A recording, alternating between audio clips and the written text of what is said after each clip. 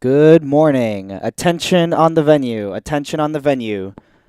Please rise, remove your caps, and face the finish tower for a presentation of our national anthem.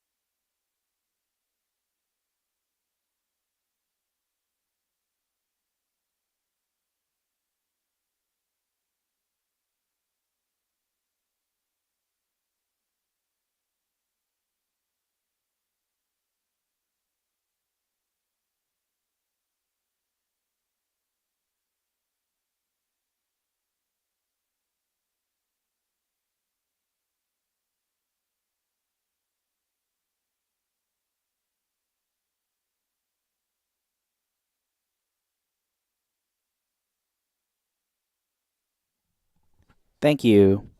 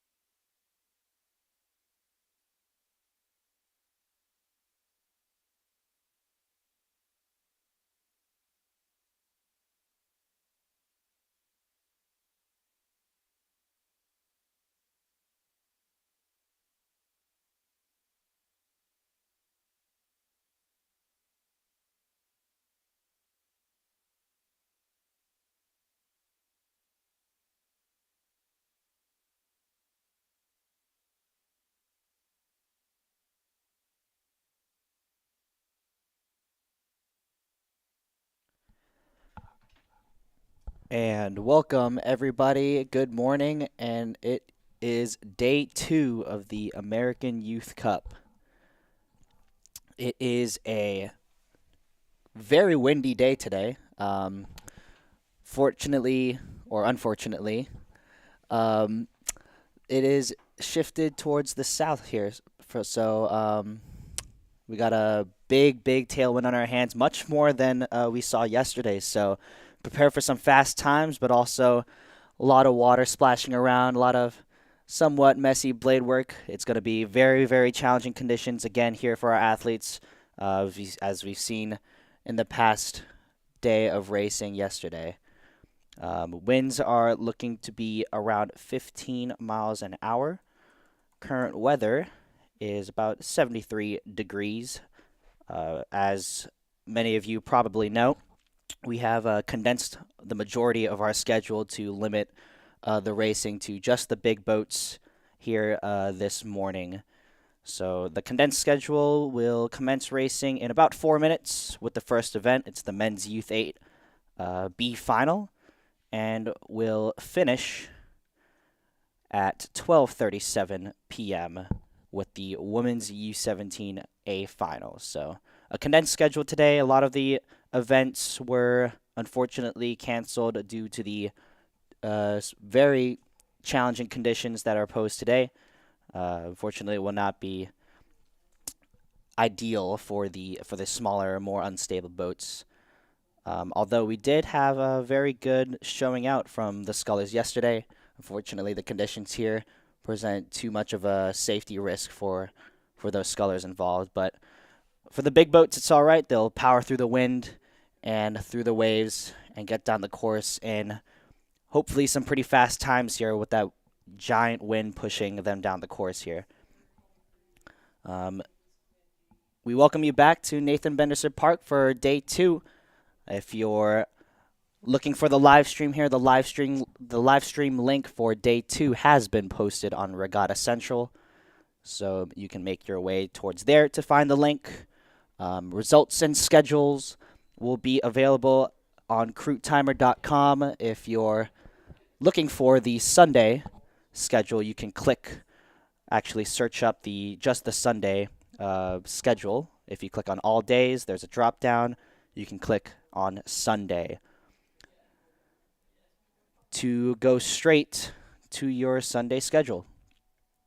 Again, live results will be popping up on cruitetimer.com throughout the day.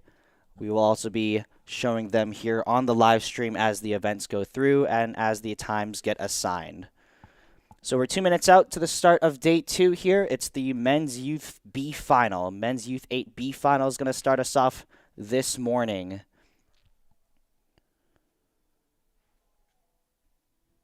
So I hope you're ready to join me on this second day. Condensed day, only roughly a little bit more than 4 hours of racing. But hopefully everybody stays safe out there, enjoys the windy weather. Hopefully nothing gets blown away or lost as we get set for another day of racing here at the American Youth Cup.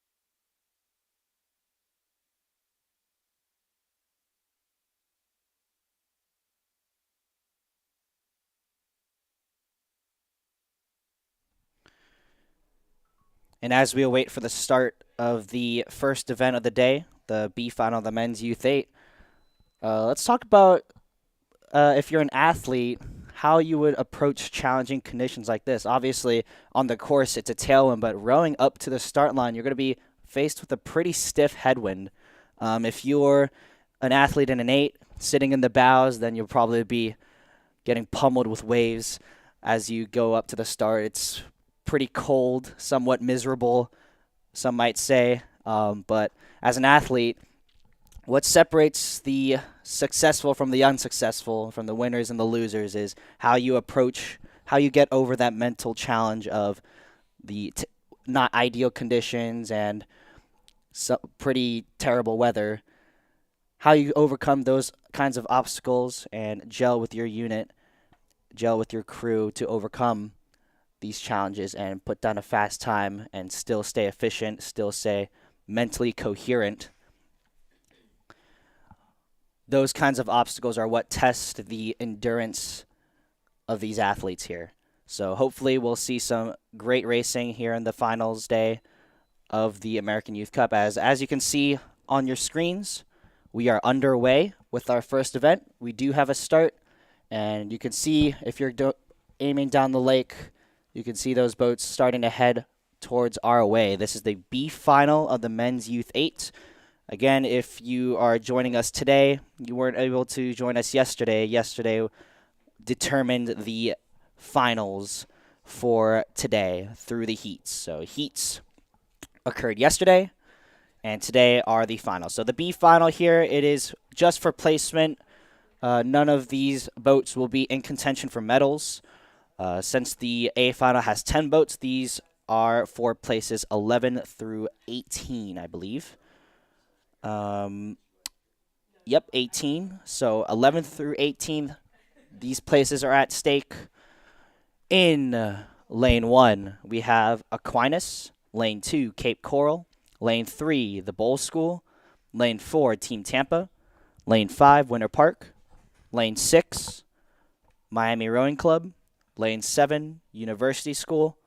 And Lane 8, North Palm Beach. These crews contesting for places 11th through 18 here at the American Youth Cup. Just past 2 minutes into the race, the lanes were seeded according to how well you did yesterday based on placement. So you're going to be looking for the center crews to be the favorites throughout the day, and the outside crews will be less favorited for a medal contention. But the heats, obviously, the results don't always transfer to the finals. We may see some upsets here and there, depending on how much these athletes want to overturn their seeding. So just past halfway in the B final, the first event of the American Youth Cup finals day. It looks like it's going to be those center crews that are in control right now. The middle 3 crews, that's the Bowl School, Team Tampa, and Winter Park, that look to be in the lead, especially the Bowl School and Winter Park out of Lane 3 and Lane 5. This is the Men's Youth 8, so the top 8 athletes out of each of these programs, along with the top coxswain out of each of these programs. Each team only gets 1 entry to the Men's Youth 8. If they have more 8s under the men's top 8, they will be entered into the second and third 8s respectively. So these are only the top 8 athletes of each of these programs. So you're going to see some high quality rowing here, some fast times as they come down towards the last 500 here. It does look like to be the Bowl School and Winter Park battling it out to be the winner of the B final here at the American Youth Cup.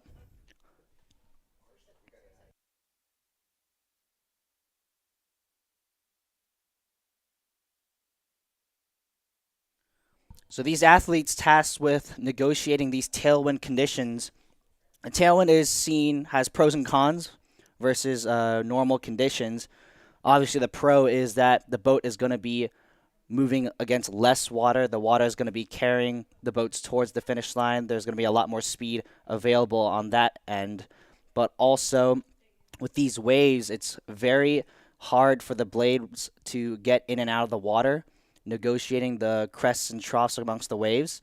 It's going to be very challenging for the athletes. Also, the tailwind destabilizes the boat, so the boat is able to flip-flop a lot easier, be unbalanced, and pose another challenge for these athletes here. So as we come down into the last 250, looks like Winter Park and Bowles neck and neck at the moment for that first and second spot in the B final, followed by, that's University School for third. Fourth and fifth still up on the table between Miami Rowing Club and Team Tampa. As we come down to the last 250, it is Winter Park and Bowles battling. It's going to be a close finish here for the top two spots in the men's Youth 8. These two crews, Bowles and Winter Park, looking to be contenders here at the Florida State Championships, two scholastic programs as well. So they'll be seeing each other for many, many more races to come. The Bowles School out of Jacksonville, Winter Park, obviously out of Winter Park, Florida. As they come down to the last few strokes, I maybe have to give the edge to Bowles at the moment, but we can see some wicked sprints out of these 8s here. As they come down to the line, still Bowles, Winter Park in the top two, still haven't decided who's the winner. I have to give the edge to Bowles right now, but Winter Park seems to be surging. Behind them, University School sitting solidly in the third place position. Team Tampa and Miami Rowing Club duking it out. But across the line, Bowles with 3 seats looks to be taking the win by half a length. Bowles, winners of the B final, followed by Winter Park. Followed by University School. Team Tampa putting on a move, gapping themselves away from Miami Rowing Club to secure fourth in the A final or in the B final. University School finishing in third, a length ahead of Team Tampa. A length ahead of Miami Rowing Club. And some open water distance between the remaining crews. That's going to be Cape Coral, I believe. Yep, that's Cape Coral across the line now. Followed by North Palm Beach in lane 8. And finishing us off, there's North Palm Beach. And finishing us off is Aquinas out of lane 1. So congratulations to Bowles School. That's a hard-fought battle, won in the B final against that Winter Park crew. Two scholastic crews again out of the state of Florida. They'll be seeing each other again in various races throughout the year, including the Florida State Championships. So Winter Park, a result that they'll be looking to flip in the coming months. And as Aquinas comes across the line here to round out the B final, we have a start for the A final of the men's Youth 8. So this is for medals, all the glory, all the prestige here in the A final. Our fastest crews coming down in the men's Youth 8. So as you see some times rolling in, 6:13 for the Bowles School. Pretty solid time, especially for a B final. 6:13 is normally a pretty competitive time over 2,000 meters if it was held on flat water. So a strong time from the Bowles School, but that just goes to show you how much the wind is impacting these times. 6:13 being a B final time in a 2,000 meters in a 2,000 meter race is quite remarkable. So these times being impacted a lot. Will we be able to see some sub-6 times? I wonder. The wind does seem to have mellowed out just a bit, so this could perhaps open the door for these higher quality crews in the A final to take advantage and ride the speed being generated by the wind without having to worry so much about the waves, because it does seem to have mellowed out a bit.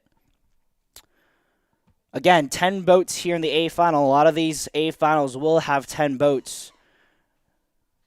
So using all the lanes here available here at Nathan Benderson Park, one of the only facilities available to run 10 boats at a time in the country.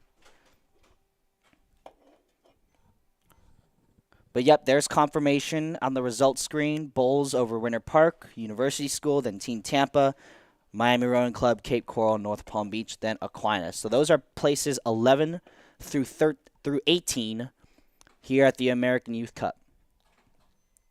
But this next event coming down the course now, it is the A final, so this is for the medals This is for the top spots here at the American Youth Cup. Again, the men's youth 8 being the top boats from each program. Top 8 athletes plus the top coxswain. It is the most prestigious event, in my opinion. And for a lot of these programs here, it is their top priority event, especially early in the year when anybody is a contender for the state, regional, and national championships here. We got in lane 0, Space Coast. Lane 1, Sarasota Crew. Lane 2, St. Peter's Prep. Lane 3, Oars. Lane 4, Atlanta Juniors. Lane 5, Belen Jesuit. Lane 6, Vero Beach. Lane 7, Miami Beach. Lane 8, Canisius. And lane 9, Plant is a scratch, so this will only have 9 boats in it. I've received word that Plant decided to pull out most of their, if not all of their events. Unfortunately, yep, all of their events. So we won't be seeing them racing here today. But in the meantime, as we come through 750 meters to go, it looks like the crew out in front is Belen Jesuit. I can see their yellow blades flashing ahead of the rest of the pack here. Belen Jesuit typically rowing with a yellow shell. I think they switched to a Hudson USP shell, which is uncharacteristic, but now it's what they're using.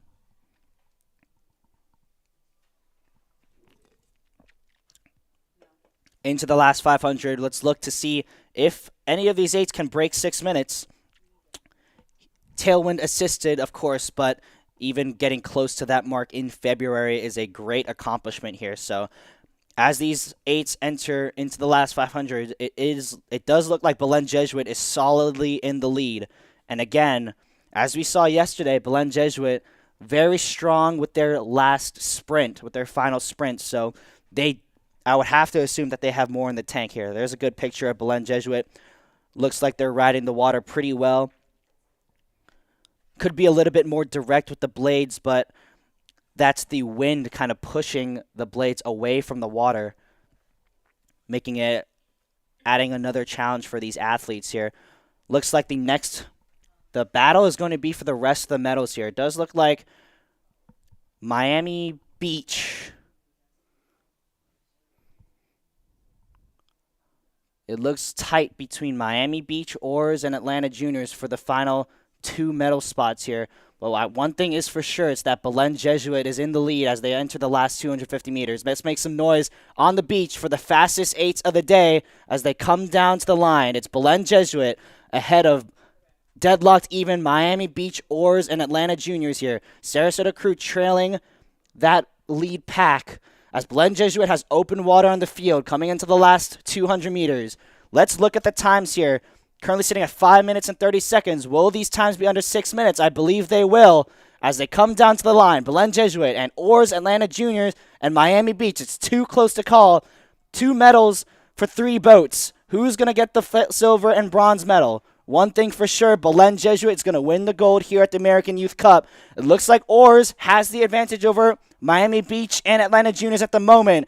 Can they make the final push? Belen Jesuit across the line. A length of open water for the winner. Then it is Oars and Atlanta Juniors overtook Miami Beach at the line. Sarasota Crew across the line in 5th. Ahead of Space Coast. Canisius very tight across the line. Canisius and Space Coast too close to call. Maybe I'd have to give that one to Canisius. Vero Beach across the line in 9th. And St. Peter's Prep rounding out the A final in 10th place. But congratulations to Belen Jesuit, our first gold medal winners of the weekend, of the Sunday, I should say. Let's wait for the times to come in. Will we see a sub-6 time? Something tells me we will. 5:56, there it is. Sub-6 minutes for Belen Jesuit in February with a commanding length of open water lead. They're going to be happy with that. And that is a result to be looked at for the rest of the year for Belen Jesuit to build on. And they're the only crew that's going to be sub-6 minutes today. Oars 6:03 in the silver medal position. Still a very, very fast time to be anywhere close, like I said, into 6 minutes in February is a great accomplishment. And Atlanta Junior getting the bronze for the out-of-staters here at the American Youth Cup. Miami Beach finishing just off the podium, about a second between them and Atlanta Juniors. They look to be in a solid position coming into the final sprint, but just didn't have enough to hold on as Oars and Atlanta Juniors overtook them. Sarasota Crew, 5th place. They'll be disappointed losing to a few of their in-state rivals here today. But again, early season racing, not that much significance goes into these results. It'll be a motivating factor for all of these crews to improve on their positions, or in the case of Belen Jesuit, defend their position as the top 8 here at the American Youth Cup. So if you're a Belen Jesuit athlete in that 8, it'll be important for this result not to get too much to your head. It's good to be early out in the season, but we've seen many crews start out very strong early in the season and fail to convert those top opportunities at the championship races later this season. So if you're an athlete victorious here today, congratulations, but the job is not finished yet. It's very important to continue to put in the work, continue to act like you're still not the best yet. Work is not done. And for the remaining crews, obviously motivation for you to improve on your position in the coming races this month.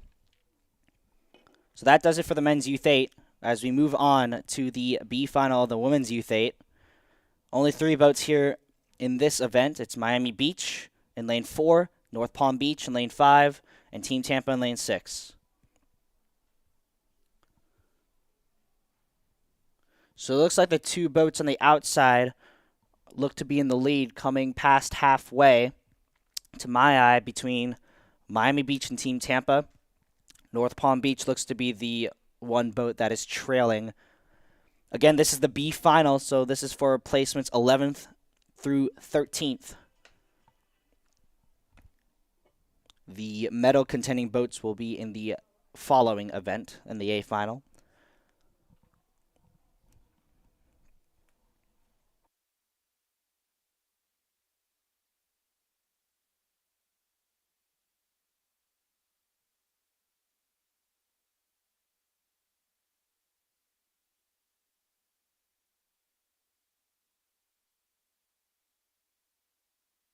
As they approach the last 500, it still looks to be close between Miami Beach and Team Tampa.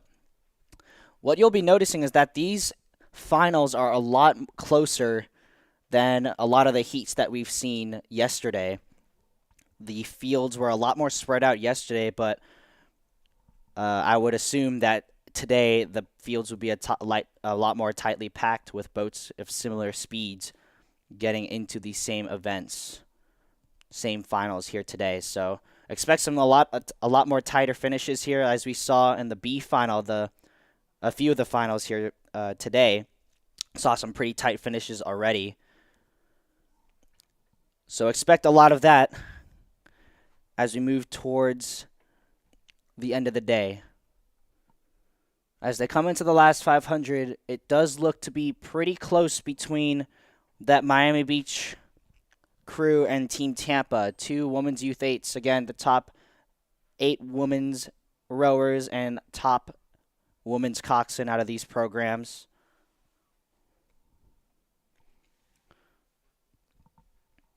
As they approach the island and approach the finish line here, still too close to call to my eye at this angle, but the folks at the end of the island can probably start to see who is in front. The only thing for sure is that North Palm Beach is trailing by quite some margin. And as the angle starts to level out, it does look like Miami Beach may just slightly be ahead of Team Tampa. Again, these are places 11th 12th, and 13th at stake here at the American Youth Cup, being the B final.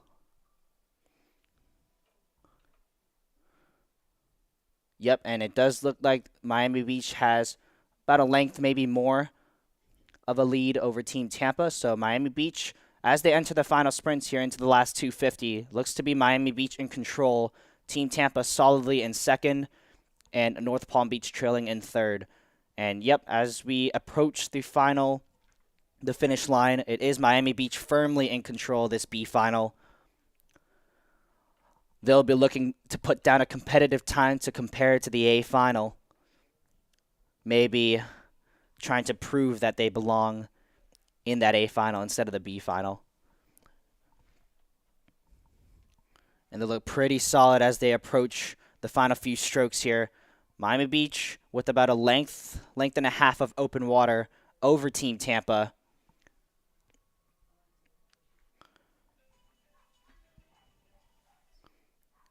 And down to the finish line, it is going to be Miami Beach taking the win in the B final of the Women's Youth 8 here at the American Youth Cup.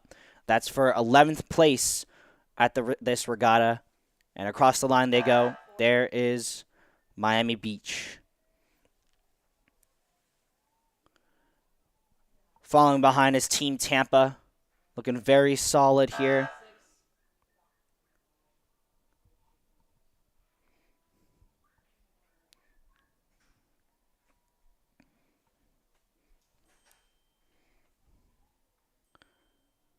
And rounding out the pack, it is going to be North Palm Beach. So if you see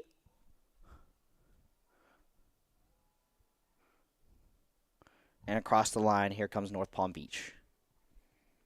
So they'll be in 13th overall. They'll be in 13th overall for this regatta.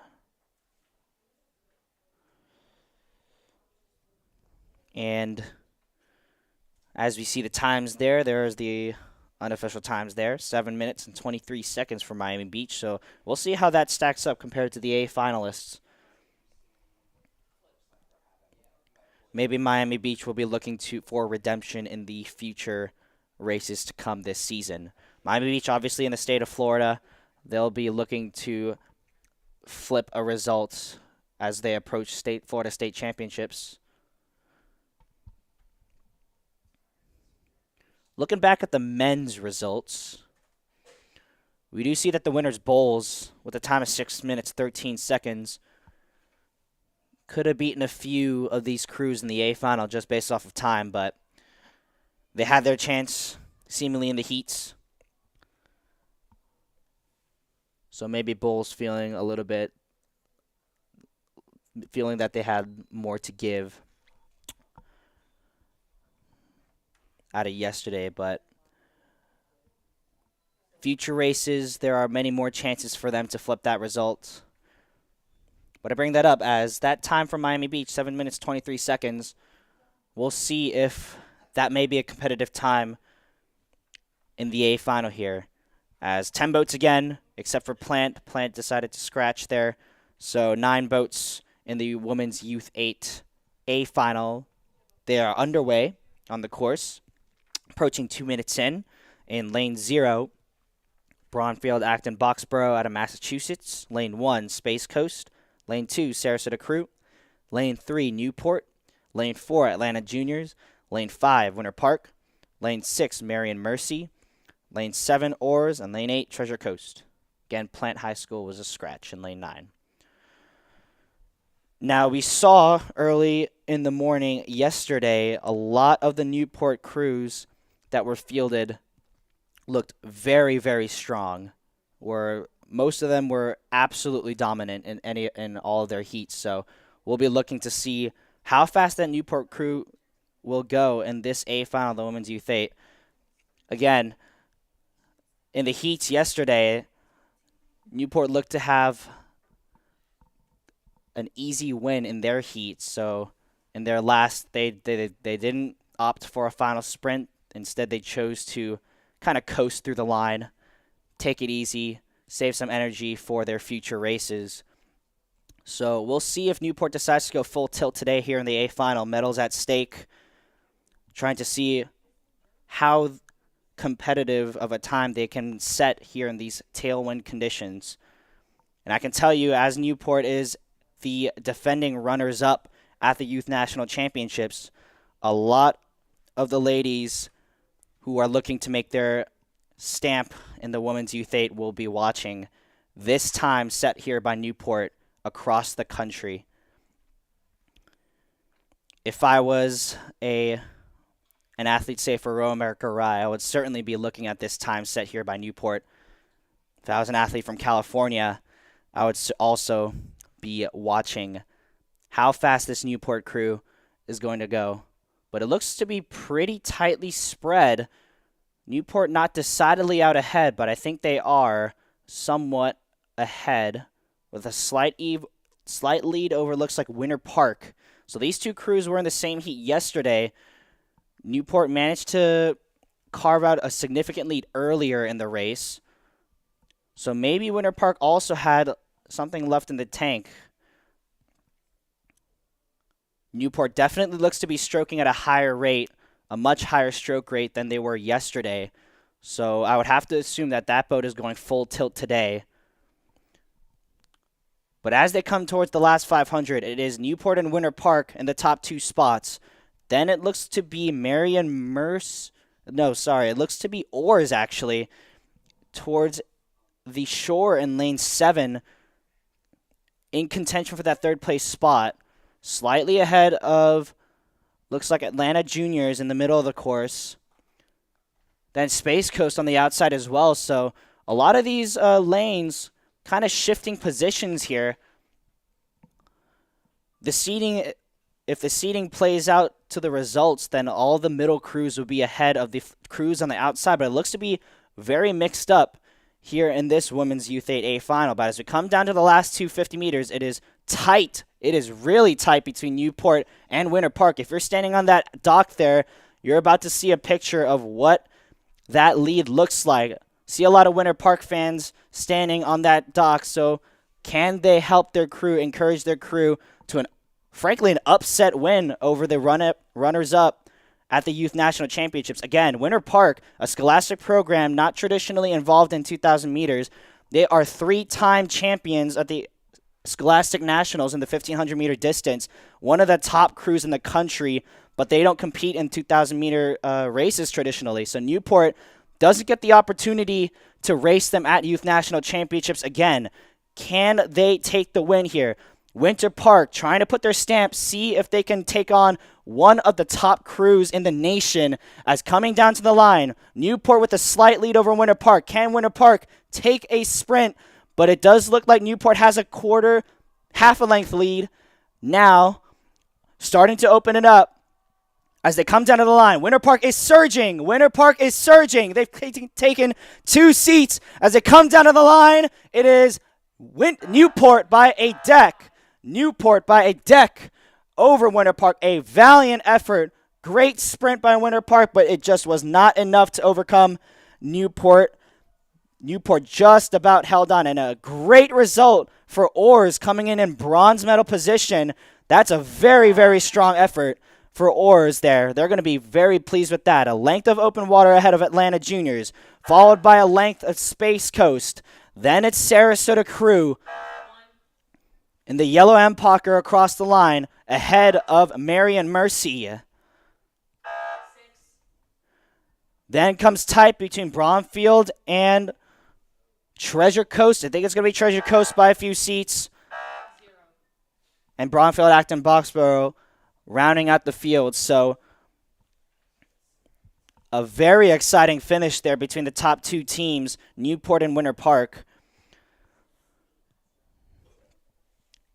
Again, both of those crews were in the same heat yesterday. It looked like Newport was rather comfortably ahead yesterday of Winter Park, but Winter Park really closed the gap here today,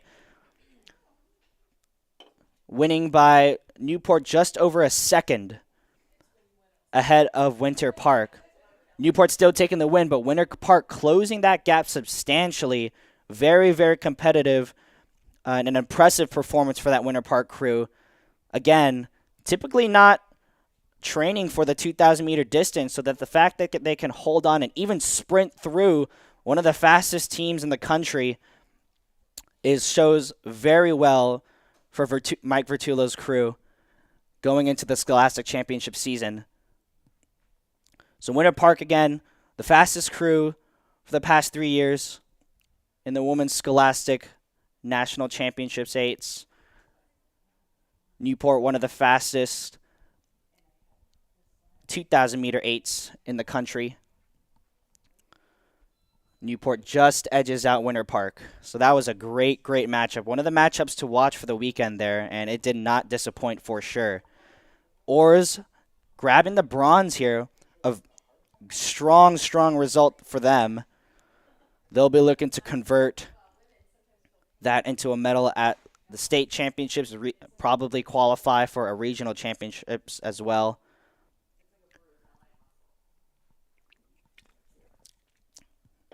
Yeah, oars, out of the crews that attend Southeast Regionals, oars takes the win out of those crews, ahead of Atlanta Juniors, Space Coast, and Sarasota crew. So one of the dominant, probably the most dominant program in the women's 8s is St. Andrews out of Georgia. So they'll be looking at oars as we approach the championship season. Atlanta Juniors, Space Coast, and Sarasota crew will be looking to improve on their positions today, later in the year. So congratulations to those crews, Newport, Winter Park, and oars. Thanks for a great race. As we go straight to the men's youth 2V final, not underway just yet. This is the second varsity 8, the next tier of athletes below the top 8s. And there's the times going. They are underway. As those women's 8s came through, a little bit of drizzle. I can see the camera getting wiped down. We got some drizzles. Got some little water on the tower windows out here. And I can see a lot of people flocking towards the shelter of the tower.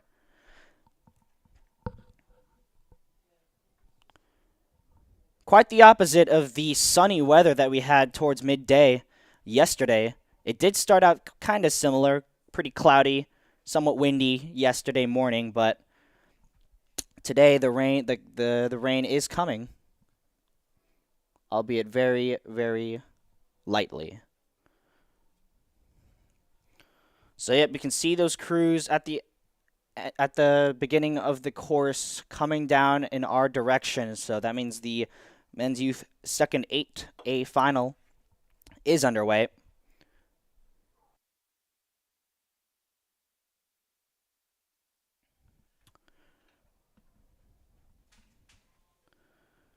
And just looking back at these times again, I mentioned that Miami Beach will be looking to set a competitive time in comparison to the A final, but it does not look like they would have beaten any of those crews in the A final. Bromford, Acton, Boxborough, the last finisher in the A final, finishing in a time of 7 minutes and 14 seconds, still about 9 seconds ahead of Miami Beach. So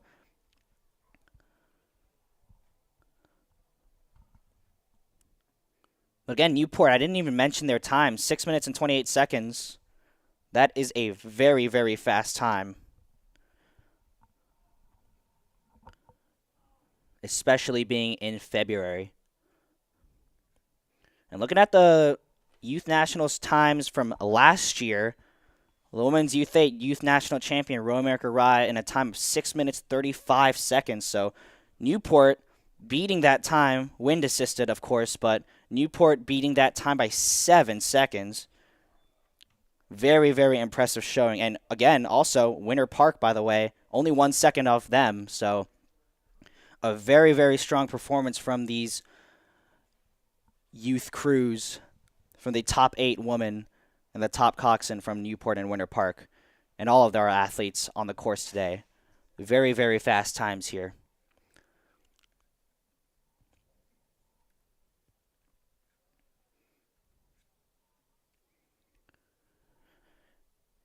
And we're 3 minutes into the A final of the men's youth second eights. 10 boats in the field today. This final was decided by a race for lanes. So the crews in the middle of the course were the top finishers in the race for lanes yesterday. So all these crews racing each other again. They all saw each other yesterday. Let's see if any of these lane assignments can be flipped. Maybe a few crews were saving their true speed for today. We're about to find out. It looks pretty tightly packed here. In lane 0, we have Winter Park. Lane 1, Vero Beach. Lane 2, Oars. Lane 3, St. Peter's Prep. Lane 4, Sarasota Crew. Lane 5, Atlanta Juniors. Lane 6, Belen Jesuit. Lane 7, the Bowl School. Lane 8, Miami Beach. And lane 9, Miami Rowing Club. So it does look like to be the majority of the boats in the middle of the course there. Looks like Belen Jesuit, Atlanta Juniors, Sarasota Crew, and Oars look to be the leaders here. So again, 4 boats competing for the top 3 medals. One of these crews is going to leave without a medal today. So as they come into the last 500, another tight finish here guaranteed at the American Youth Cup. We've had a ton of tight finishes as expected here in the finals day. As they come down towards the line here, coming into the last quarter of these races, maybe Belen Jesuit and Sarasota Crew are the 2 crews that have a slight advantage over the next 2 crews, being Oars and Atlanta Juniors. Yep, it does look like those 2 crews are the top 2 coming into the last 250. So let's see if they can hold on to their advantages here. Again, Belen Jesuit, known for their solid sprint. Can Sarasota Crew compete with that as they enter the last 250 meters? We're about to find out here. Here they come down to the red buoys.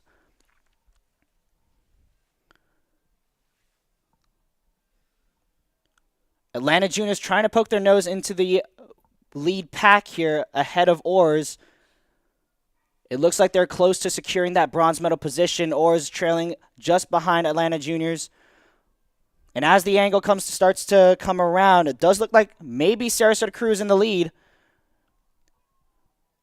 The people down by the beach wouldn't have a better idea of that than I do at the moment.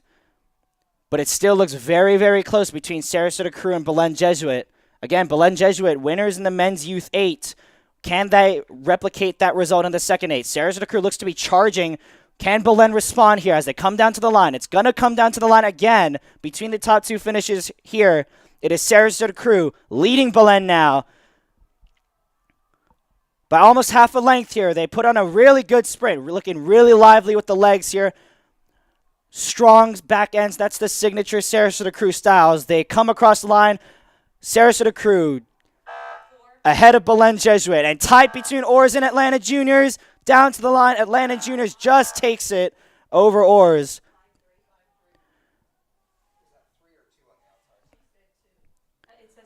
Miami Beach coming across the line in 5th.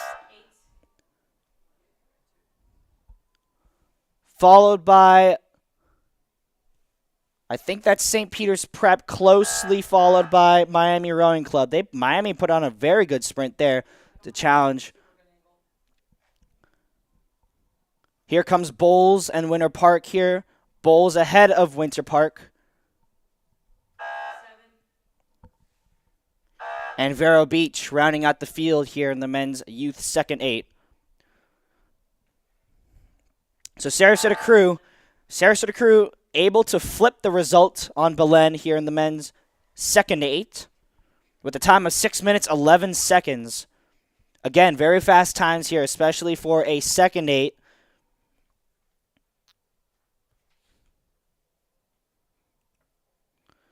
And we saw something similar here yesterday. Sarasota Crew's second 8 getting a very, very close time to their first 8. Their first 8 getting 6 minutes, 9 seconds. The second 8 only 2 seconds off. So maybe some lineup changes need to be made in that program here to make the top 8 a little bit more competitive. There should be a little bit more than 2 seconds between the top 2 8s of a program. So a very strong result from that second 8 there, they'll be happy with that, and they'll be looking to get more chances to move up and get promoted into the top 8. I'm sure there are going to be changes made there. Belen Jesuit, a second 8 more reasonably off the time of their first 8. But they'll be happy. They'll be looking to take advantage and flip that result in later races here this year. And Atlanta Junior crossing the line in 3rd, just ahead of Orrs. It really did look like Orrs was surging coming into the last 500 and charging ahead of Atlanta Juniors, but Atlanta Juniors able to respond and just pip Orrs at the line. Close finish there for that final bronze medal position. Again, the second 8 is a Youth Nationals event now. It's been there. It's been in the Youth Nationals program for a few years. So these 8s are going to be looking to continue to improve towards the goal of a national championship. Orrs and Atlanta Junior will have more chances to flip their results in regional and national championships here. But that does bode well for Atlanta Juniors at the moment. Next up is the Women's Youth Second 8A Final. Another straight final coming at you today. The lanes set by a Race for Lanes yesterday. So all these crews again raced each other yesterday. 7 boats, I believe, in this final due to a plant scratch.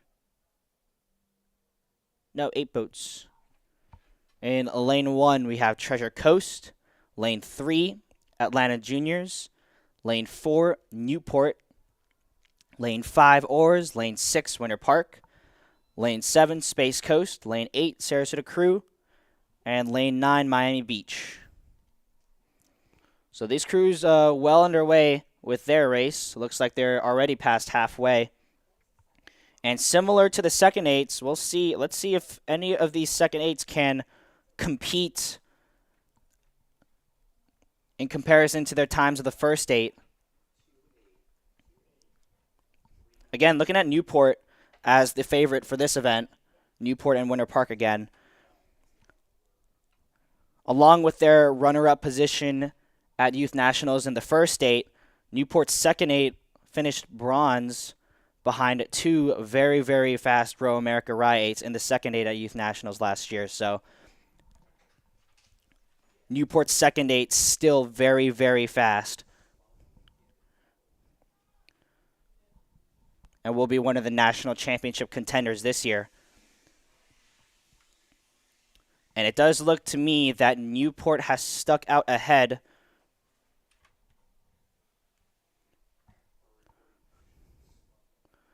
of close between Winter Park and Orrs for the final 2 podium spots here, but looks to be a bit of a tighter spread here, a bit more tightly packed than the first 8s. In the first 8s, Newport and Winter Park were well ahead of the rest of the field, but it does look to be more tightly packed here in this second 8A final. As it comes down into the last 500 meters, Newport with a decent margin ahead of Winter Park, Atlanta Juniors, and it looks like Sarasota Crew is also in the mix for a medal as well. We'll see if the final sprints are able to shake things up, but it does look like Newport is in control, coming down to the final sprint. Again, yesterday in the Race for Lanes, Newport looked relatively comfortable coming across the line here. Let's see, it does look like they're going full tilt again today. But at the moment, it does look like Orrs and Sarasota Crew look to be advancing on Newport, sticking themselves ahead of Winter Park. So Sarasota Crew, you can see the pink hats and the white blades coming down in the outside lane. Sarasota Crew does look to be charging, attacking Orrs, trying to get a silver medal here. behind Newport.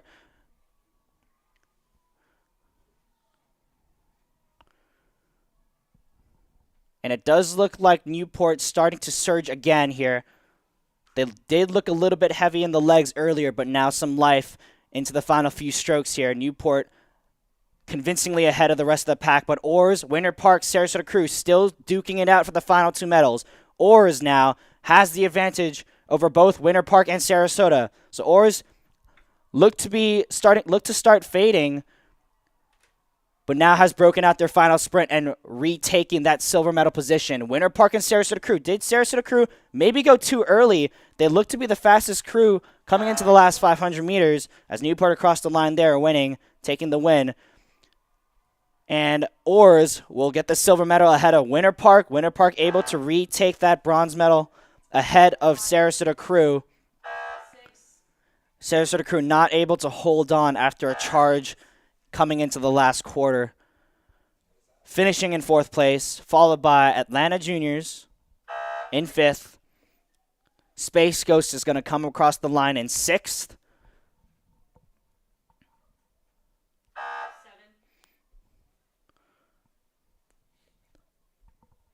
Well ahead of Miami Beach. Coming across the line here in 7th. There's Miami Beach. 9. And rounding out the field is Treasure Coast. 1. So you saw there also Miami Beach was the first, I believe it was one of the first crews to use lane 9. So there'll be many more races with a lane 9 being used today. But a strong win for that Newport second 8. Taking the win by 10 seconds over Orrs. Orrs flipping that result over Winter Park. The battle between the Orlando teams will be heating up as the year progresses, for sure. But that's a strong result from that Orrs crew, actually. Winter Park has won the past few state championships in the second 8 category. So for Orrs to be beating them this early in the season, that bodes well for that crew.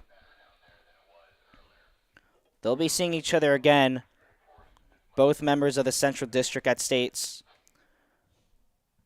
So they'll be seeing each other again many, many more times. We'll see if Winter Park, with their 1,500-meter expertise, be able to flip this result later in the year. But right now it's Orrs in pole position for the Florida State Championship in the women's second 8. But again, Newport, a very, very strong result. Looked to be challenged towards the end of that race, but able to fend off and leave no doubt in their victory. Next up, it is the men's third 8, the B final. We got Bulls A in lane 2, Bulls B in lane 3, Sarasota Crew D, lane 4, Space Coast A in lane 5, and St. Peter's Prep A in lane 6.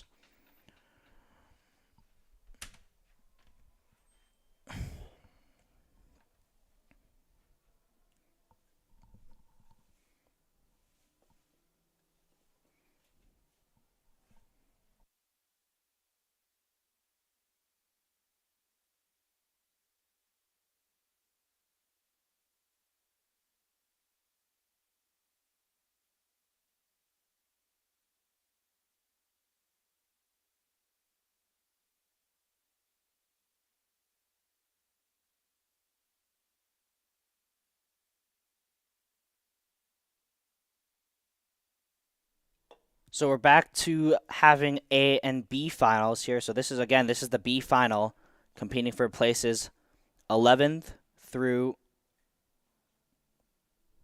15, I believe. Yep, 11th through 15. So none of these boats in contention for medals here being in the B final, but looking for placement. And as I'm looking down the course here, it does look like we have some showers approaching. So the drizzle looks like to have stopped, but we may be getting some more severe rain. As I can see, the electric poles in the distance at about 400 meters into the course have been slightly shrouded in a cloud of rain. So it may be raining already on the other side of the course. So if the clouds are blowing this way, which they should be, ladies and gentlemen, do prepare yourself to be in the rain as these men's third eights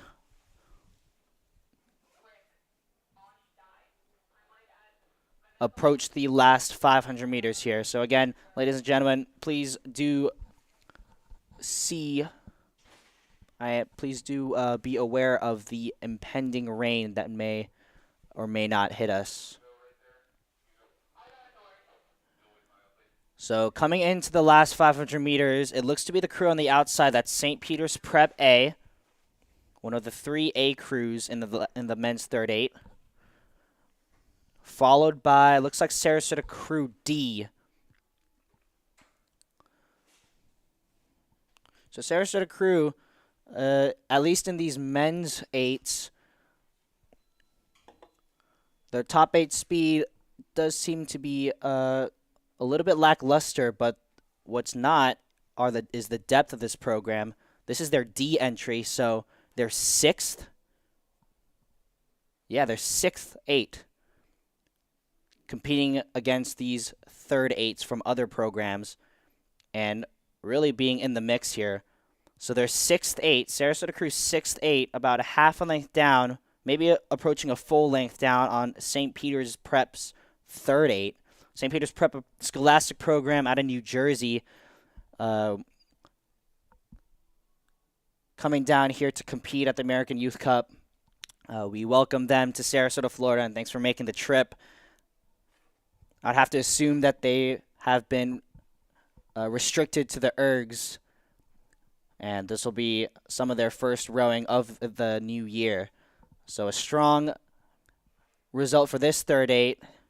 Looks to be taking the win here in the B final of the men's third eight. A good result for them.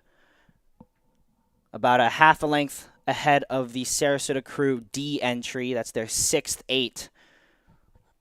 So also a very strong result for that program. And St. Peter's Prep just stretching it out to a full length here. So across the line, it is St. Peter's Prep A taking the win in the B final and 11th place. Followed by Sarasota Crew D.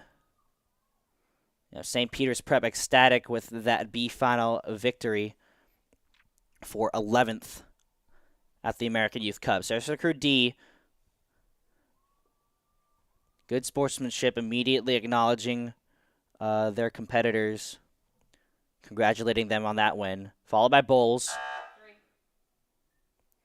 That's Bulls B, finishing ahead of Bulls A.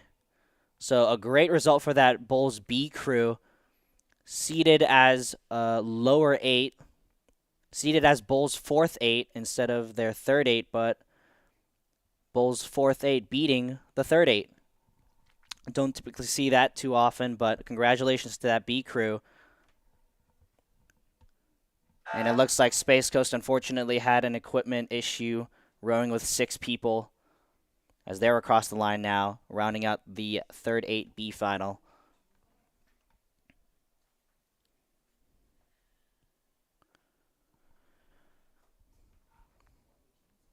And just underway now, as you can see the confirmation of the results up on the screen there. Just underway now is the A final of the men's youth third 8. So we just settled places 11th through 15th in the third 8. Now moving on to the top 10. Here in the A final of the men's youth third 8, it is Lane 0, Miami Rowing Club. Lane 1, Sarasota Crew C. Lane 2, Belen Jesuit. Lane 3, Oars. Lane 4, Sarasota Crew A. Lane 5, Sarasota Crew B. Lane 6, Oars B. Lane 7, Miami Beach. Lane 8, Oars C. And Lane 9, Winter Park. So each Sarasota Crew and Oars have 3 8s into this A final here. So they're each of their third, fourth, and fifth eights all making the A final here. And by virtue of being in the A final, beating the third eights from a few of these other programs that were in the B final. So already a strong performance from the B and C entries from Orr's and Winter Park. Sorry, Orr's and Sarasota Crew. But they'll be looking to stay in competition here in the A final, having the chance to steal some medals maybe from these other A entries from other programs. Miami Rowing Club, Belen Jesuit, Miami Beach, and Winter Park being the other third eights from their programs here in the A final. So just over 2.5 minutes in. Field looks to be relatively close together at the moment. We'll start to see some spread towards the end of this race, but at the moment, I couldn't tell you who is out in front or even behind at the moment. It does look to be very, very close.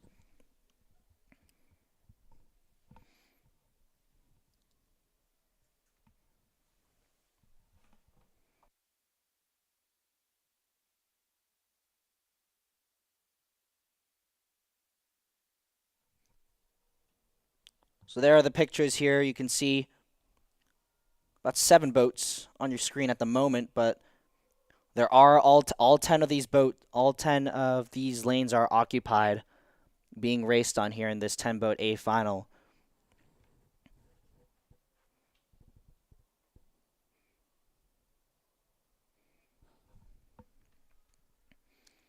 And as they approach the island here, about 750 meters to go in this race, it looks to be the boats closer to shore that may have the advantage at the moment. Some of those boats look to be ahead. Perhaps Oars C, Oars B, Sarasota Crew B, Sarasota Crew A look to be the 4 boats ahead, separating themselves from the rest of the pack. So Oars C, Oars B, very strong efforts, along with Sarasota Crew B. Very, very strong efforts here. They may be in contention for medals in this third 8. It does look to be that Sarasota Crew A, that's their top third 8. Sarasota Crew's third 8 looks to be in control just ahead of their fourth 8, Sarasota Crew B.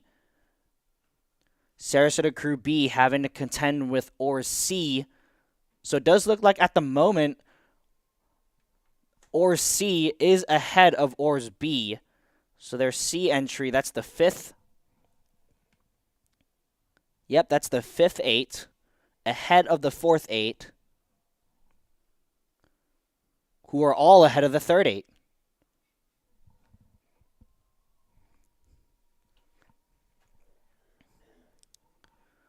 So definitely some shuffling around in the lower boats that are going to be needed for this Oars program if they want to have a true competitive third 8.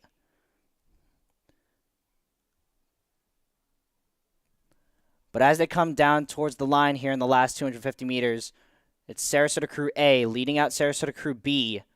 Those 2 boats also very close here, so Sarasota Crew B has a chance to flip the result on their A teammates, on the teammates in their upper boat. Let's see if they're able to do that here. But it does look like Sarasota Crew A has the advantage here, trying to hold off their teammates out of Sarasota Crew B. And it does look like Oars C has the bronze medal position at the moment, being challenged by their teammates in Oars B. Just behind them, it's Belen Jesuit and Oars A. But it does look like Sarasota Crew A has started to sprint to a comfortable margin, about a length lead over their teammates in Sarasota Crew B. A strong test of depth here for all of these programs with multiple entries in the third 8. And Sarasota Crew looks to be the winners out of those, with Sarasota Crew A across the line now, taking the win, your gold medalists in the third 8, followed by Sarasota Crew B And it does look like Oars B managed to sprint through their teammates Oars C, as does Belen Jesuit. Close between Oars C and Belen Jesuit and Oars C. Oars A finishing behind their B and C crews, but Oars B looked to be down on their C crew for a large portion of that race, as we see Sarasota Crew C now across the line. Miami Beach then followed by Winter Park. And Miami Rowing Club is going to finish that one out. But it did, again, that Oars B crew looked to be down on their C crew for the large majority of their race, perhaps finally flexing the quality, their status as the higher boat against their C crew in the last few strokes there, sprinting through and taking that position away from Oars C. But still a very strong effort from Oars C, being able to lead out their B crew. And for both crews, both finishing ahead of their A crew. So a lot of internal battles between that Oars squad here. Along with that Sarasota Crew battle between their A and B boat for the top 2 spots. But normality is restored there within that Sarasota Crew program between their A and B crews. C crew finishing down in 7th. So, again, for these B and C crews to be in the mix for medals here is a true test of a program's depth. So for Oars and Sarasota Crew, that's a very, very good sign for the future of their programs. So Sarasota Crew A taking the gold, 4 seconds ahead of Sarasota Crew B in silver, and Oars B sprinting through Oars C to get the bronze. And Belen Jesuit also able to overtake Oars C in the final few strokes. So Oars C finishing down in 5th.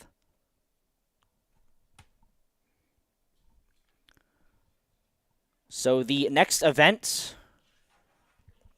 is the Women's U38 Final A. This will be the final event before we take a short break, allowing some of our higher boated athletes to switch into the smaller boats. So this is the last date we'll have for some time here. It's the Women's U38 A Finals. So there was a race for lanes yesterday. All of these crews have seen each other.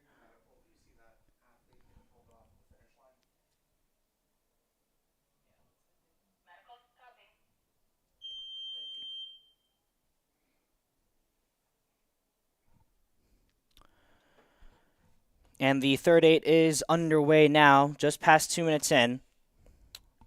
We'll have Sarasota Crew C in lane 1, Sarasota Crew B in lane 2, Oars B in lane 3, Oars A in lane 4, Winter Park in lane 5, Sarasota Crew A in lane 6, Space Coast in lane 7, Plant High being a scratch, and Oars C in lane 9. So again, these same 2 teams, Oars and Sarasota Crew, fielding B and C 8s in this third 8 final here. So we'll see if there's going to be any more reshuffling between these programs. Again, for a lower priority boat, so for a 4th or 5th 8 to beat a team, to beat their teammates in an upper 8, that's a great accomplishment for those athletes, and it shows that they want to be promoted into the higher levels. So that'll be great for those athletes who in the lower boats that were able to beat their higher boats in practice going forward.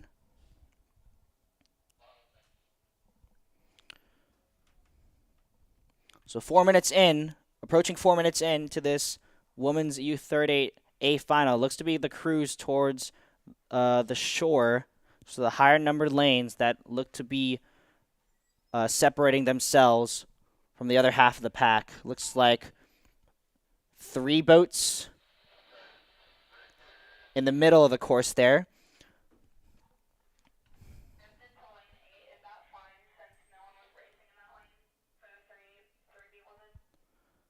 So it looks like Sarasota Crew A, Winter Park A, and Oars A out in front of the rest of the pack here. So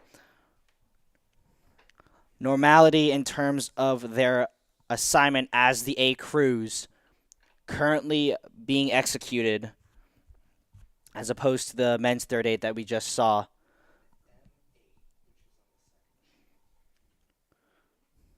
Looks pretty even coming down to the last 500 between those top 3 crews. Maybe it's Oars at the moment. That's my guess at the moment. But it is still pretty tight between those Oars, Winter Park, and Sarasota. Again, all those being their A crews, battling it out for the medals here. So again, as the crews approach the last 500 here, we've already seen a lot of shifts in positions coming into the sprints. So let's see if any one of these 3 crews are going to be able to stick their nose out and claim their gold medal as they approach the final 400 meters here. It looks like Oars ahead of Winter Park, ahead of Sarasota Crew at the moment, but that order could change coming into the last 250. Sarasota Crew looks to have fallen behind the top 2 boats, so it looks like they're going to have to settle for a bronze.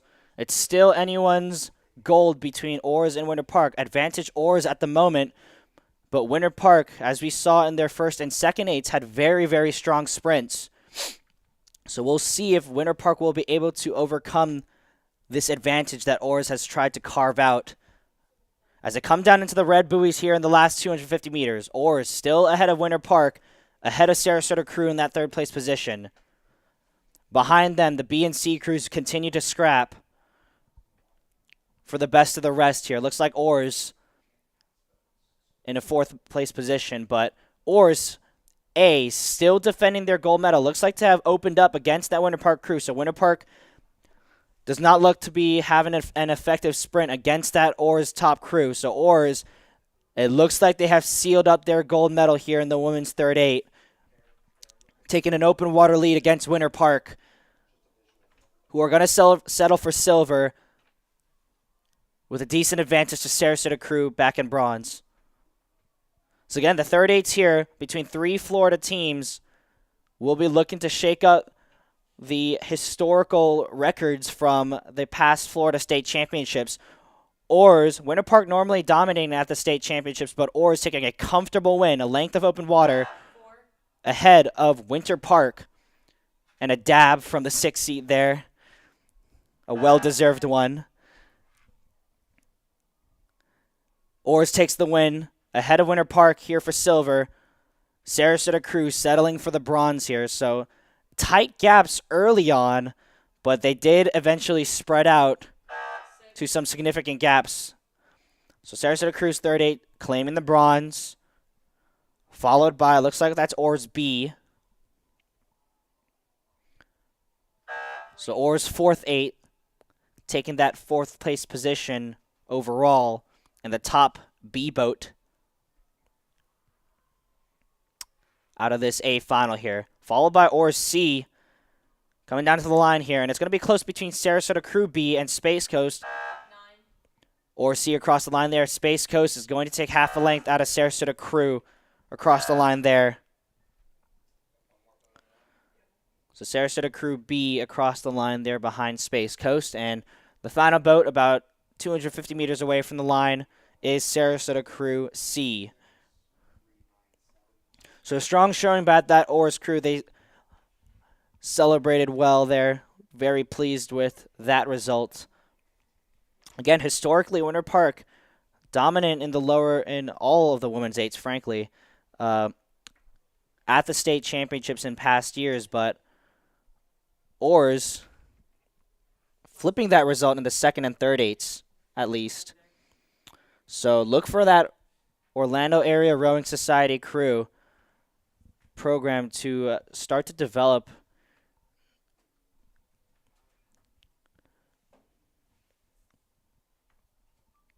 into a state championship contender ahead of Winter Park. So here comes Sarasota Crew C, approaching the line now to round out the third 8A final.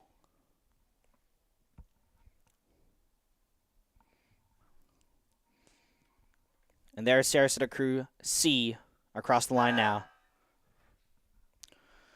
So that takes us into a little bit of a break here, a brief break. About 16 minutes from now is the start of the next event. So the rain looks to have dodged us, thankfully. The sun is starting to peek out through the clouds.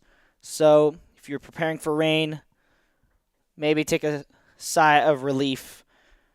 The next event is going to be the men's youth straight 4A final at 9:26 a.m. scheduled start, so about 15 minutes from now.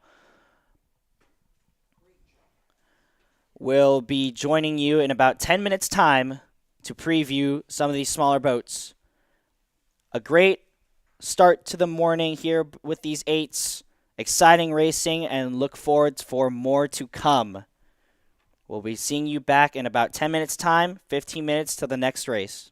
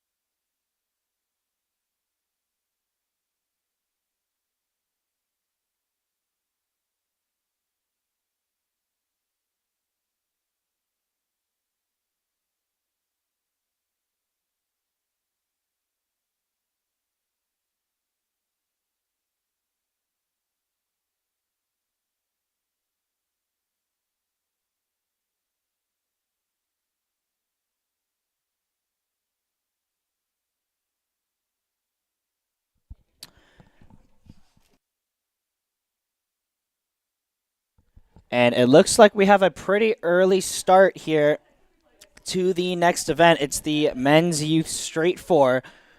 I didn't even realize they were on the course until someone pointed it out to me. They're already 3 minutes in to their race, so they had a very early start here.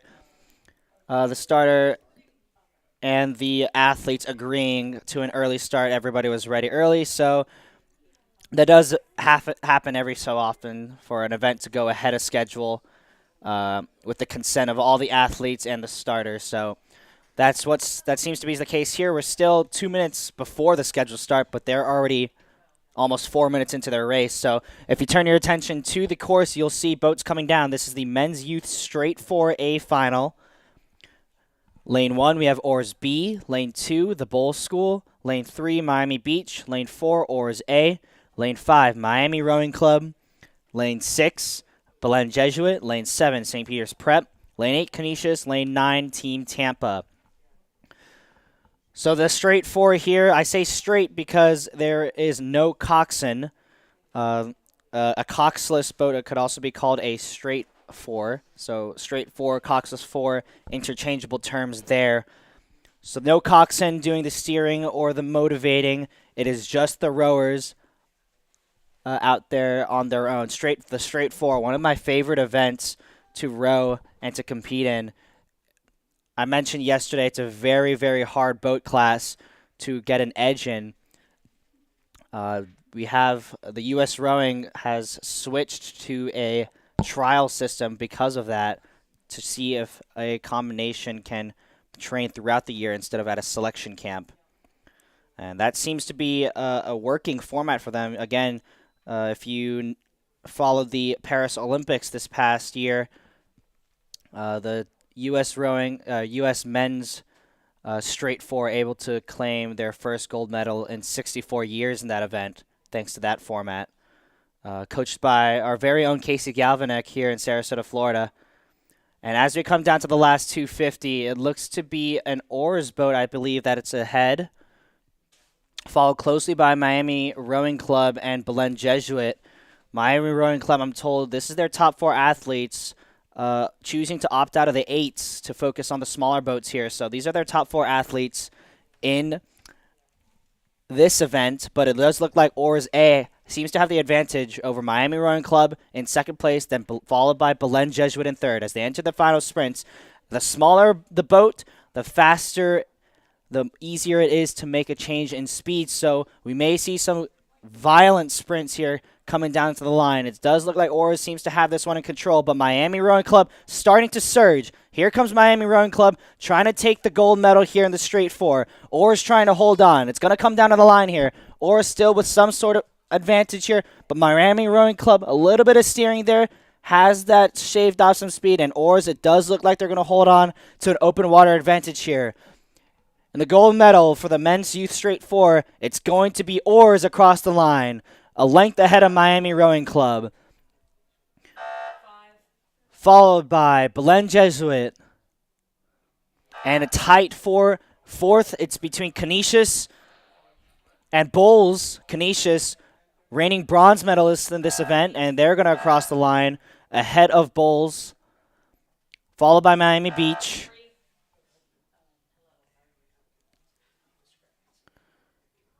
Here comes Oars B across the line now. Followed by Team Tampa and St. Peter's Prep rounding out the pack here.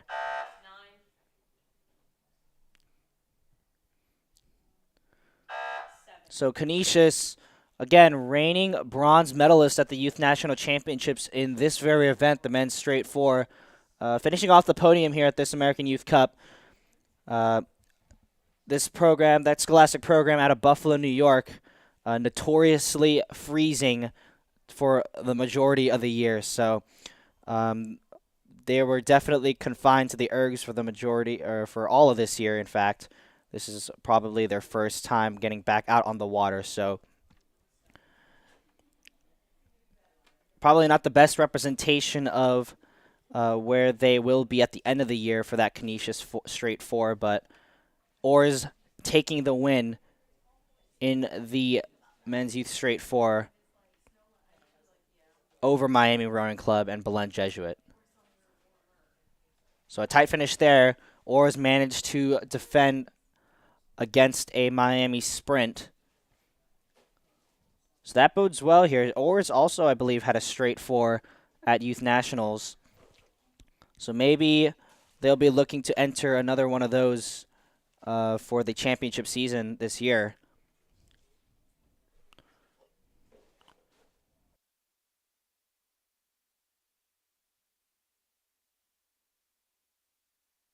Miami Rowing Club more typically involved in the sculling events on the national stage, but a good test for them to see where they stand in the sweeping in the sweep events. A solid result for them in second, and Belen Jesuit rounding out the podium. So the next event here is the Women's Youth Straight 4 A final. Same boat class now to the woman. We do have 2 scratches here, unfortunately. So we're down to 8 boats in the A final. We have Team Tampa in lane 0. Then to Sarasota Crew in lane 3. Newport in lane 4. North Palm Beach in lane 5. Atlanta Juniors in lane 6. Miami Rowing Club in 7. Sarasota Crew B in 8. And Cape Coral in lane 9. So again, running ahead of schedule here by a decent margin, about 4 to 5 minutes ahead of schedule. So if you're an athlete launching or about to launch, keep that in mind that we are running ahead of schedule. Obviously, they're not going to force you to start early if the athletes don't consent, but just keep that in mind that there is an option to start earlier. We are ahead of schedule at the moment by about 4 to 5 minutes. And for the spectators watching, also keep that in mind. If you're planning on stepping away from the action for a brief moment, do keep in mind that we are ahead of schedule. So take that into account so you don't miss the action as it comes down the course. So again, we are running about 4 to 5 minutes ahead of schedule. The 9:33 event on the course at the moment. So there you see the entry list. 2 scratches from Space Coast and Oars, unfortunately, but the rest of the field on the course now. 2.5 minutes gone into their race.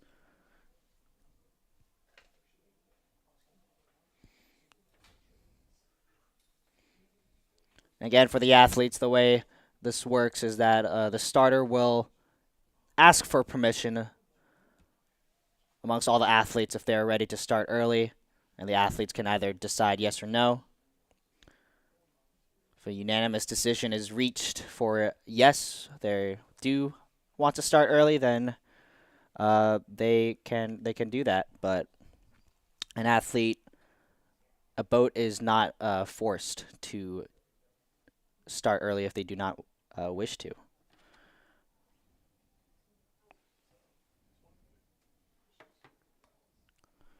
So passing through halfway now. Looks like this field is a little bit spread. It looks like there's a leading pack and a trailing pack at the moment. Looks like the middle 4 boats are the ones in the lead. That is Sarasota Crew, Newport, North Palm Beach, and Atlanta Juniors. Looks to be the boats out in front leading this pack. I can see Sarasota Crew's pink hats. Looks like they're trailing Newport right next to them. Again, Newport bringing out a solid contingent of women's athletes out here to Sarasota, Florida. One of the fastest programs overall at the Youth National Championships last year. So it's going to be a treat to see these crews at full tilt. Yesterday, Newport coasting across the line thanks to some very comfortable margins ahead of the rest of the pack. And we've seen from the past few 8s that Newport fielded, they were going full tilt all the way through the line. So assuming that the same is happening with the straight 4, this race looks to be somewhat close. Newport still distancing themselves ahead of the rest of the pack. Looks to be close for the final two medal spots. I think right now, looks like North Palm Beach and Atlanta Juniors have those positions at the moment, with Sarasota Crew just off the podium. Coming into the last 500, it is Newport in control, followed by North Palm Beach, and some steering issues there for Atlanta Juniors. The wind obviously not helping that out. Again, these athletes don't have a coxswain to steer for them. It's up to the rowers to figure out the steering for themselves. Usually one athlete in the boat has their toes connected to the rudder, their one foot connected to the rudder, which they can twist to control the steering. But yeah, Atlanta Junior starting to struggle a little bit as the wind starts to pick up towards the end of this course. And it does look like North Palm Beach is struggling to get the blades in the water. I saw a lot of white water, and it kind of looked like they stopped for a second, coming in well into the last 500. So does that open the door for Atlanta Juniors? It looks like they've recovered well and are starting to move away from Atlanta Juniors again. Sarasota Crew sitting off the podium in fourth, but the battle does look to be between second and third place. North Palm Beach with the advantage at the moment. Atlanta Juniors maybe with the momentum coming into the last 250, but Newport well ahead of the rest of the pack here in gold medal position as they enter their final sprint. It is Newport ahead of North Palm Beach, ahead of Atlanta Juniors, and then Sarasota Crew. So Atlanta Juniors still struggling with the steering here, adding significant distance to their race, maybe allowing North Palm Beach to recover from those mistakes and fend off this Atlanta Juniors 4.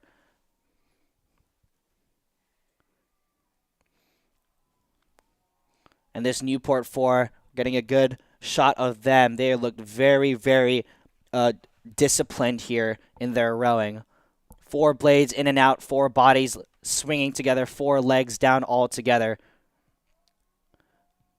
Maybe a little bit of a disconnect between that stern pair, but the power really showing.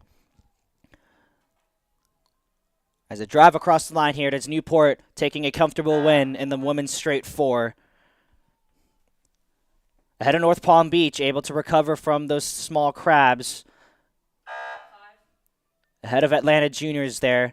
Maybe their steering leaving a little bit more to be desired from that crew. Sarasota Crew coming across the line in fourth.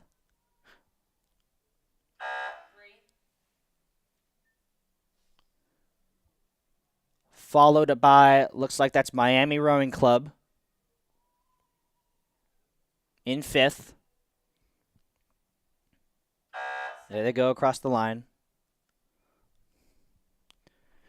Next across the line is going to be Sarasota Crew B.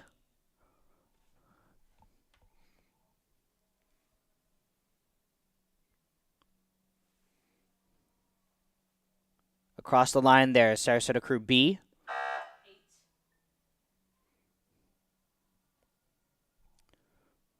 And Cape Coral struggling. Looks like 2-seat has lost her oar.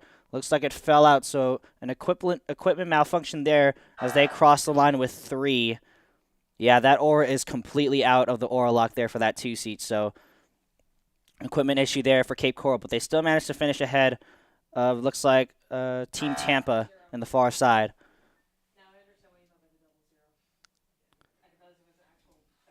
Yeah, so unfortunate equipment issue for Cape Coral there. But they still managed to finish ahead of that Team Tampa crew.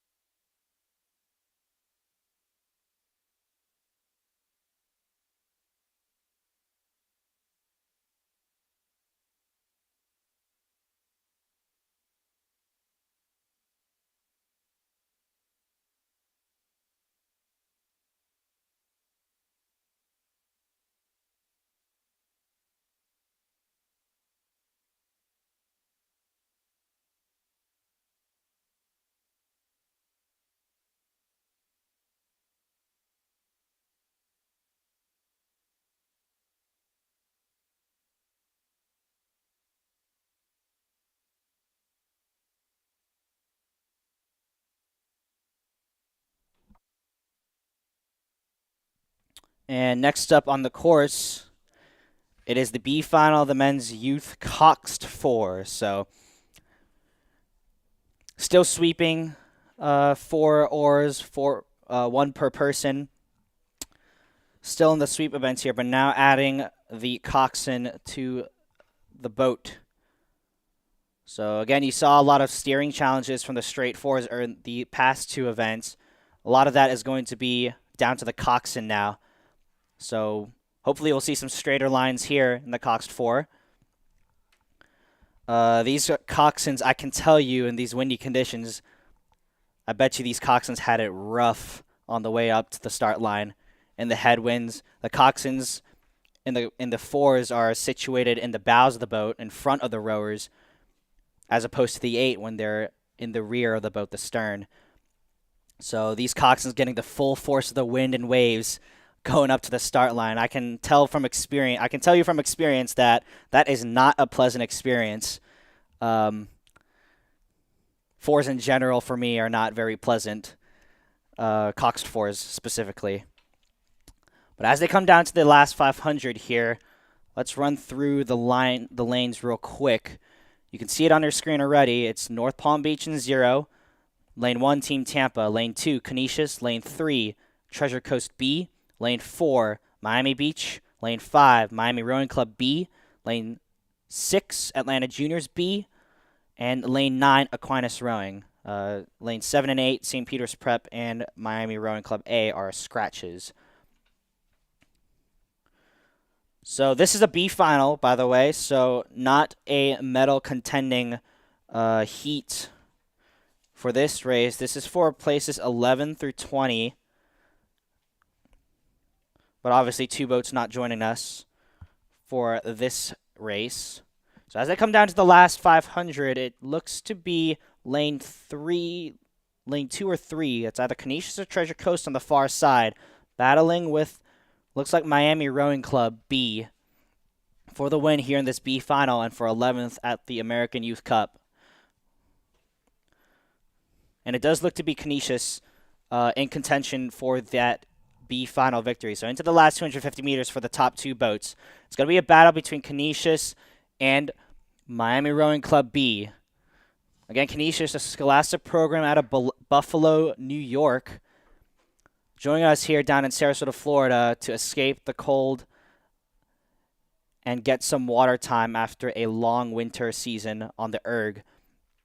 So getting their first strokes of the new year on the water here in Sarasota, Florida, against a Miami B crew that has been on the water all winter long down in South Florida. And as they come towards the line, it does look like Canisius has a slight edge on that Miami Rowing Club boat. Approaching the line, it is Miami Beach as well in 3rd. Well off the top 2 boats, though. We'll see if Miami Rowing Club is able to mount a charge. It does look like they are surging here. Can Canisius hold them off as they come across the line here? Canisius with a few sloppy strokes. Has that opened the door? It's going to come down to the line. And Miami Rowing Club has overtaken Canisius to take the win in the B final. Coxswain slaps the deck of the boat. That's a great comeback there. Canisius the technique started to fall apart in the last few strokes, and that opened the door for Miami Rowing Club to take the win in the sprint. Miami Beach coming across the line in 3rd, followed by Atlanta Juniors in 4th. Treasure Coast a length down behind them in 5th. North Palm Beach on the far side, the next boat coming across the line here. Hands up celebrations there for that Miami boat. A good result for them. Effective sprint to take the win ahead of Canisius. There's North Palm Beach across the line. And Aquinas getting pretty close to the shore. I think they'll be okay, but that's kind of tight for that Aquinas boat. And Team Tampa finishing it off. So, yeah, Aquinas only had a few feet between their blades and the shoreline, so a little close for comfort there. But congratulations to that Miami crew. Again, that's a B crew in this B final. claiming 11th place just ahead of Canisius there. Perhaps still looking to find their stroke after a long season on the erg. Miami Beach is going to round out the top 3. Again, that's for places 11th through now 18.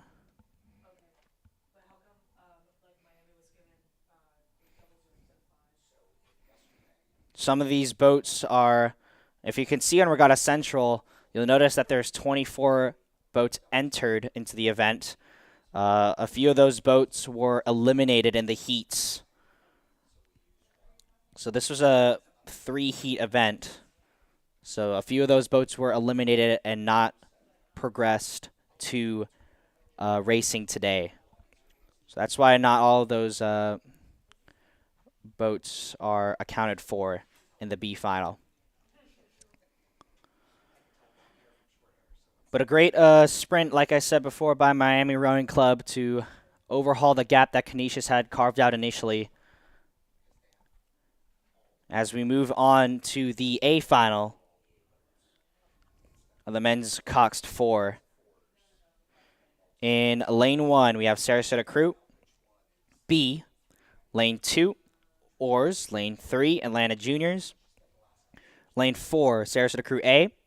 Lane 5, University School. Lane 6, Belen Jesuit. Lane 7, Winter Park. Lane 8, Bowls. And Lane 9, Treasure Coast. So this is the A final. This is for medals. Same event as we just saw before. Men's coxed 4.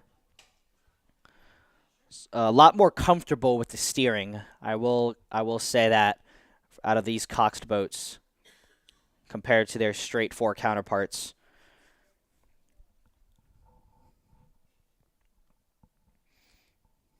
But again, rowing in a wind in any direction is very, very tough for these small boats. The less people you have in a boat, the more unstable that boat will be. So these coxed 4s in challenging conditions, trying to negotiate, especially for the coxswains. I feel you guys, in a coxed 4, it is very, very miserable, especially in windy conditions. You're wet, you're cold, you're just sitting there not being able to move, laying down in a more likely than not a very uncomfortable position.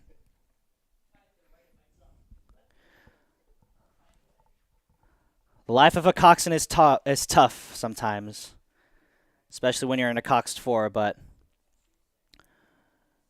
we see these crews approaching the last 500. Looks like a battle for the podium places. Maybe looks to me that there's 3 boats decidedly out in front. Going to call it to be University School, Belen Jesuit, and Winter Park. So lanes 5, 6, and 7 all next to each other. Look to be ahead of the rest of the pack here, but very tightly packed in that second tier of boats. No boat has trailed behind significantly. Every boat is still in it. So will we see some places shuffle in the last 500? Pretty much every race we've seen come down the course has seen places change in the last 300 or so meters. And again, these smaller boats, it's a lot easier to shift speeds and accelerate compared to the 8s, the big boats. It's a lot lighter. It's on a lot more. There's a lot more acceleration to be had in these smaller boats. So we could see some more dramatic shifts and more dramatic sprints.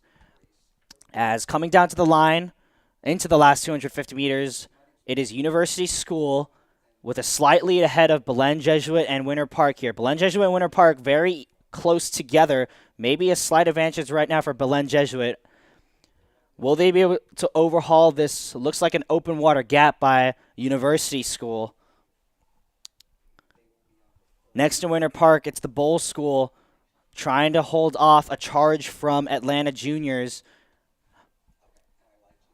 for the best of the rest on the podium. And Winter Park looks like to have shifted here. Normally it's Belen Jesuit with the fast sprint, but Winter Park looks to be surging now as University School has a comfortable open water lead. It looks like they'll be taking the gold medal. Now the race is down for silver. It's still too close to call here. Winter Park and Belen Jesuit. It looked like Belen Jesuit had a slight advantage coming into the sprint, but Winter Park has closed the gap. It is still dead even. It's going to be a photo finish.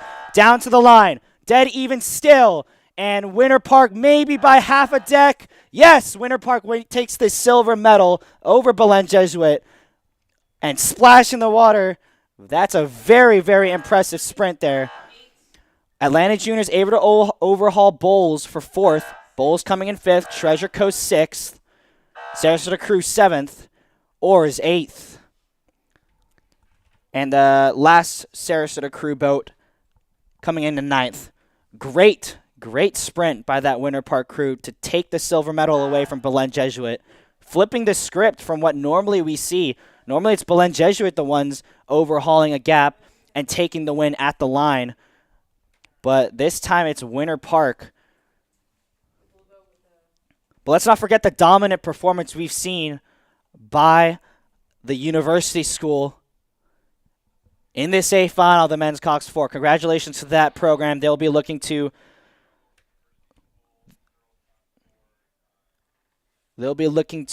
continue to have that form in this Cox 4. I don't believe they had a very competitive 8, so this looks to be the priority event for that program. They'll be looking to convert this momentum into a state championship and possibly more to the national scare in the Cox 4. But a great result for that University School program. One of the smaller programs here in attendance. Also another scholastic program as well. So it's good to see them take a victory here over some of the bigger teams in the men's Cox 4. Again, Winter Park overhauling Belen Jesuit. You can see confirmation there by less than a second, about 4/10. It was really tight. I could not call that until the last 2 strokes when they came into my view. But Belen Jesuit, again, looked to have a decent lead over Winter Park coming into the final sprint. Winter Park able to flip that. Like I said before, these smaller boats, very easy to shift speeds if the intent is there compared to the bigger boats. So some more dramatic sprints like we just saw in the A final, the men's Cox 4. Now it looks like the next event on the course is not started yet. We are still 2 minutes ahead of schedule, so perhaps rather waiting on another boat, trying to be on time instead of early, or athletes may not have voted in favor of an early start. So the next event is the coxed 4 for the women. It is the B final. You can see the entry list there on your screen. It's Lane 0, University School. Lane 1, Marion Mercy. Lane 2, Atlanta Juniors. Lane 3, Bromfield Acton Boxborough. Lane 4, Atlanta Juniors B. Lane 5, North Palm Beach. Lane 6, Aquinas B. Lane 7, Miami Beach. Lane 8, Sarasota Crew. And Lane 9, Bowles B. And that Miami Beach crew is a scratch, as you can see on the screen, and times are rolling. That means this event is underway.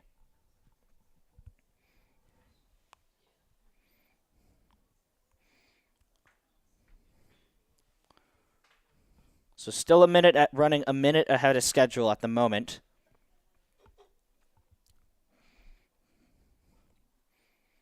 But it's close enough that it can basically be considered as on time.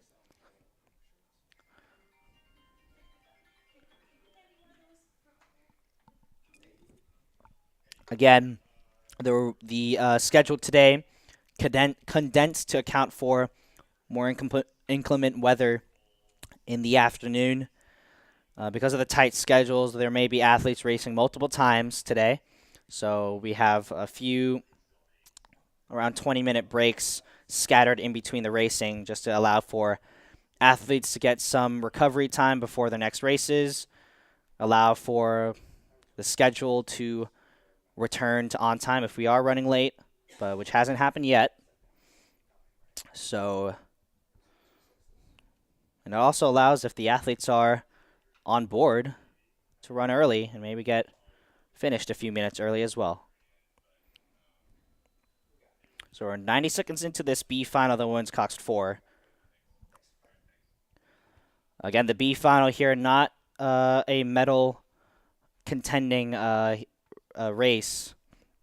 It is 4 placements, 11th down to, I think it is 11th through 20th. But there is a scratch in lane 7, so 11th through 19th for the boats on the water right now.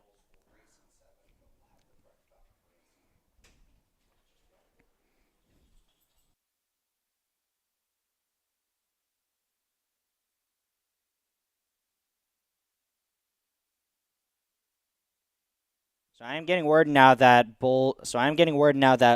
Bulls B, which is listed as lane 9, has moved into lane 7 where Miami Beach had scratched from. So if you're looking for that Bulls B crew, they're in lane 7 for this race instead of the listed lane 9. But they do still have the lane 9 bow card.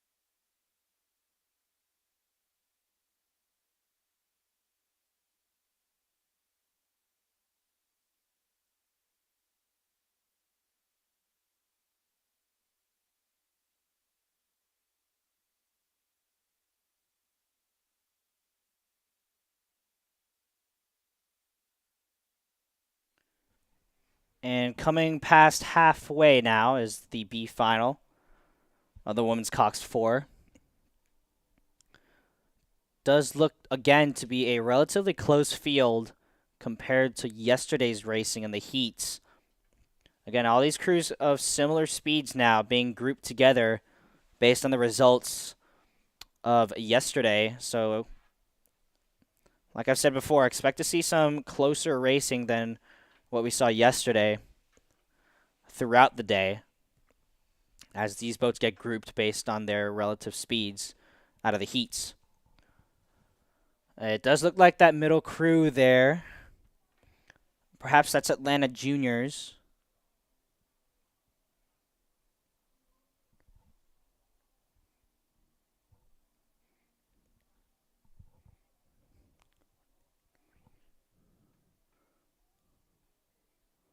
It does appear that some of these lanes may have been mixed up. I'm looking at screen. Oh, that is an Atlanta Juniors boat. Yep, that is an Atlanta Juniors boat in the lead. So out of lane. They are listed as lane 2, but it appears that they're in lane 3. Oh, sorry, that's Atlanta Juniors B in lane 4. Yep, so Atlanta Juniors B ahead of their A crew now. I did get those two confused. My apologies. But Atlanta Juniors B in lane 4 the highest seeded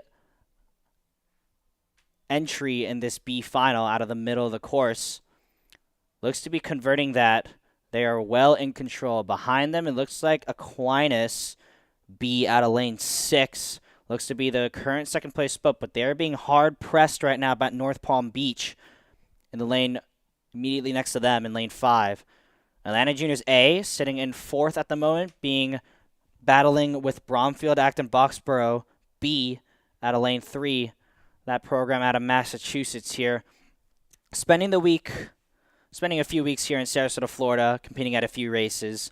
So making most out of their on-the-water time before they head back to the confinements of the cold in Massachusetts. So Atlanta Juniors B with a comfortable lead ahead of battling Aquinas and North Palm Beach. Aquinas out of Hollywood, Florida, formerly a club team known as Hollywood Youth Rowing, but converted to a scholastic program associated with St. Thomas Aquinas High School in Hollywood, Florida. Relatively recently, maybe about 2 or 3 years ago, they fully converted to a scholastic program, as North Palm Beach looks to be overtaking Aquinas now in the final sprint. What we do know now is Atlanta Juniors B is going to cross the line well ahead of the rest of the pack, and Atlanta Juniors A also sticking their nose relatively down for the majority of this race, but Atlanta Juniors A looks to be pushing into the second place position. Coxon waving her hands back and forth, encouraging the crew, but has North Palm Beach done enough? North Palm Beach will hold off Atlanta Juniors, who do eventually overtake Aquinas. So North Palm Beach overtaking Aquinas, and Atlanta Juniors following them along. Bromfield Acton Boxborough, followed by Bowles. Then it looks like Marion Mercy out of Philadelphia across the line there, and the last boat will be Sarasota Crew. Last one is 8.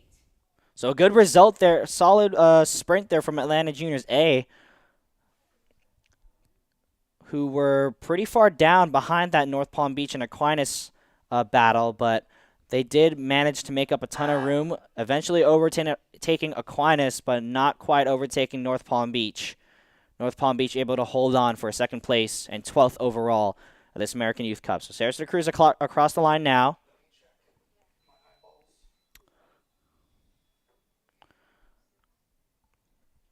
Atlanta Juniors B will take the win in the B final. That's 11th overall, followed by North Palm Beach and Atlanta Junior A.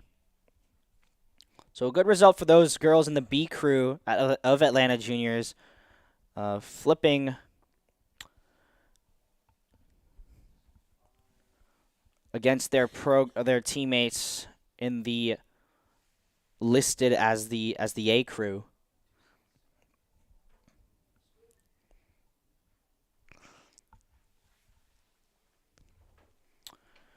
And now next on the course is going to be the A final of the women's Cox 4.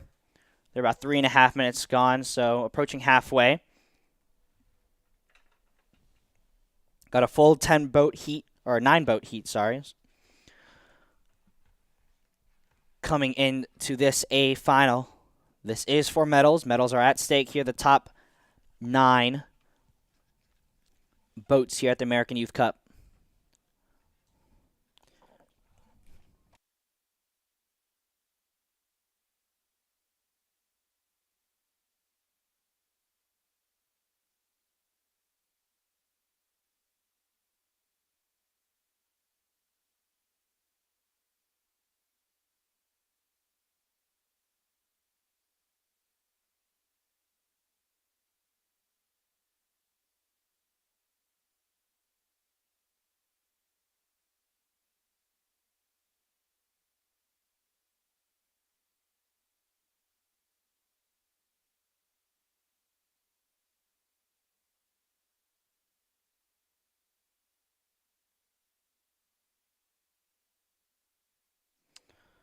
And as the A final makes their way down the course, it is lane 1, Miami Rowing Club, lane 2, Oars B, lane 3, Aquinas, lane 4, Newport, lane 5, also Newport.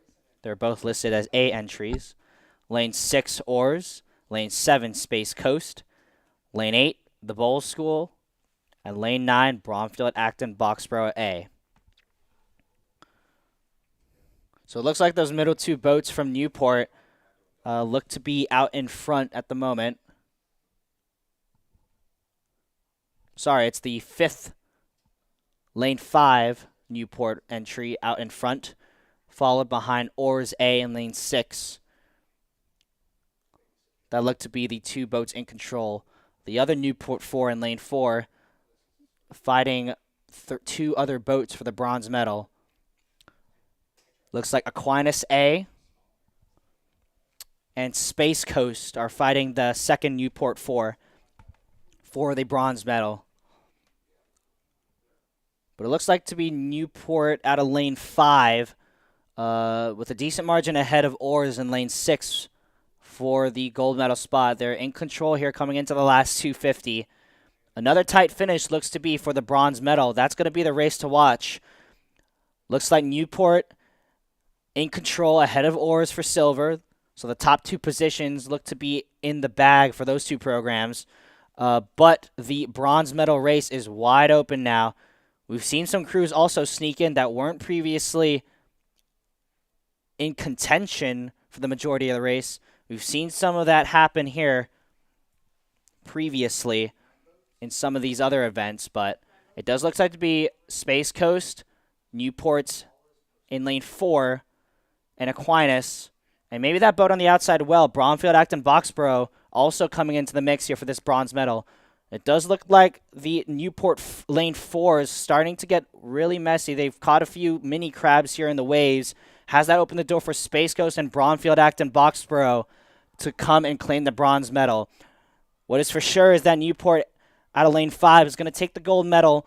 Well open water ahead of this Oars boat taking the silver. The battle is now between Bromfield, Space Coast, and the second Newport 4 out of Lane 4. Try saying that 3 times fast. So Newport takes the win, Oars takes second, and it's kind of gonna come down to the line here between Newport and Space Coast. Newport Lane 4 recovering well from those mistakes earlier on to take the bronze medal. A length ahead of Space Coast, and it's going to be close down between Aquinas and Bromfield. Looks like Bromfield is going to overtake Aquinas for 5th place. A strong result from that Massachusetts-based crew. Next across the line, it's Bulls over Oars B. And finally, it's going to be Miami Rowing Club in 9th. So a dominating performance by the Newport 4 out of Lane 5. Well ahead of Oars, who was well ahead of the rest of the crews. But a tight finish there for that bronze medal position. Newport in Lane 4 having some bobbles here in the final sprint, perhaps putting that bronze medal in doubt, but they are able to recover and carve out a little bit of a lead to take the bronze medal ahead of Space Coast, ahead of Bromfield.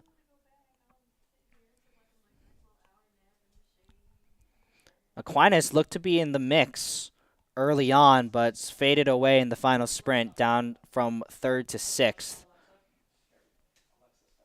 But it is going to be Newport, Oars, Newport, 1, 2, 3. Taking the medals here in the women's coxed 4. So with that, we move back to the 8s.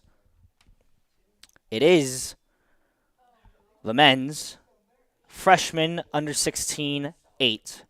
This is the B final about to go ahead. We got 2 scratches out of Team Tampa B and Plant in Lane 7. So 4 boats going to be contesting the B final today. It is Bulls out of Lane 2, St. Peter's Prep A in Lane 4, St. Peter's Prep B in Lane 5, and Sarasota Crew D in Lane 6. So again, this is the men's freshman under 16 8. It's athletes who are in freshman year of high school or younger. Also athletes who turn 16 in the calendar year 2025 or younger. A good example is if you turn 16 on December 31st, 2024, you're ineligible for this event. But if you were born January, or if you turn 16 January 1st, 2025, just a day later, you will be eligible as an under 16 athlete. So the majority of these athletes are going to be in freshman year of high school or 8th grade of middle school. Just another age-restricted category to see where the future of these programs kind of stack up against each other early on before they make the step up to more experienced and elite level racing at the varsity level. So we're 90 seconds in. 4 boats here in the B final. 2 scratches here. You can see we're still looking at the coxed 4 results at the moment. Again, the gap's pretty close between 3rd and 6th in that coxed 4 race. They were pretty tightly packed together.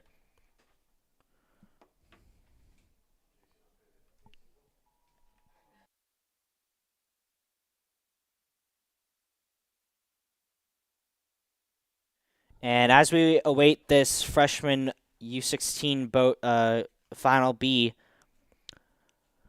we do have an announcement. Attention on the venue. Attention on the venue. A black Mercedes van is parked and blocking the medical lane on the island. So if you are the owner of a black Mercedes van, license plate, Florida license plate, RLC V17.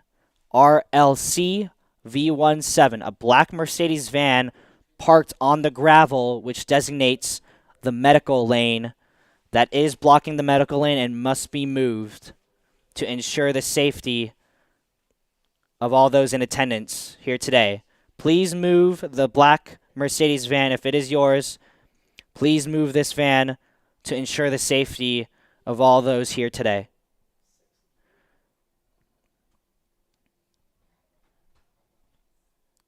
As the wind starts to gust a little bit, I can see the sand from the beach starting to blow.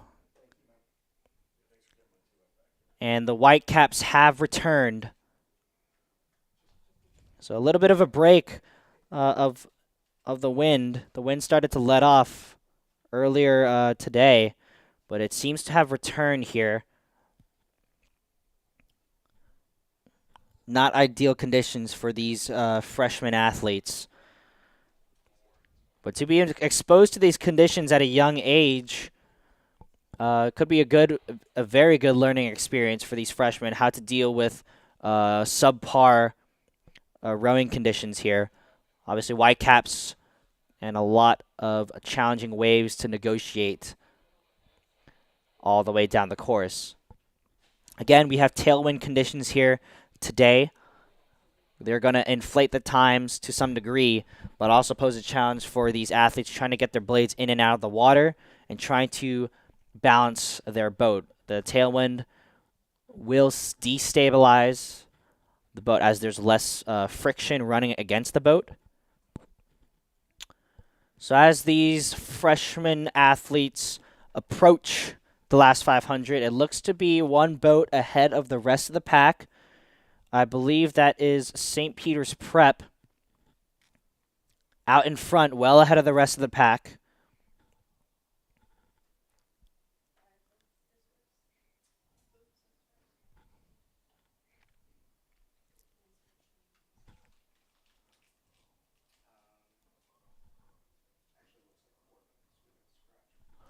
Yep, that is St. Peter's Prep, well ahead of the rest of the field. Trailing far behind in second place is the Sarasota Crew D entry, followed by a close battle for the third place spot between St. Peter's Prep B and the Bowl School. So again, you'll notice that Sarasota Crew, that is the D entry, the fourth boat, fourth freshman 8 involved in this category. So there's 3 boats higher, of higher speed and quality out of that Sarasota Crew program. So showing the size of their freshman boys program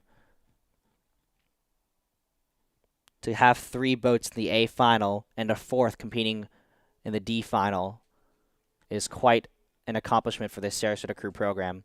Always known for their large sizes, which traditionally converts to faster boats. So as we come down towards the finish line, it is St. Peter's Prep well ahead of the rest of the pack. Looks like Bowles has separated itself from the other St. Peter's Prep B boat to maybe get themselves into that 3rd place position, but Sarasota Crew sitting pretty alone there in that 2nd place position, but St. Peter's Prep well ahead of the rest of the pack. Probably the biggest gap of the day so far. They're going to take the win here in the B final of the men's freshman U16A. St. Peter's Prep out of New Jersey. Across the line now. Taking the win here in the B final. That is 11th place here at the American Youth Cup in the freshman 8.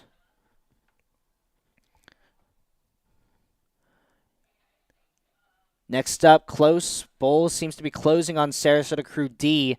Let's see if this D entry from Sarasota Crew can hold their composure all the way through the line. It looks like they will have enough of a gap to hold on to that 2nd place position. Sarasota Crew D coming across the line now. Across the line in 2nd place, 12th overall. Bowles School following close behind in 3rd. And the St. Peter's Prep B entry crossing the line in 4th.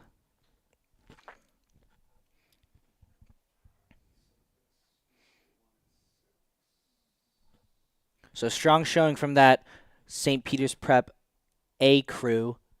They'll be disappointed to not have made the A final, having won the B final so convincingly. But again, a program out of New Jersey, a scholastic program out of New Jersey, likely confined to the ergs for the majority of the winter season.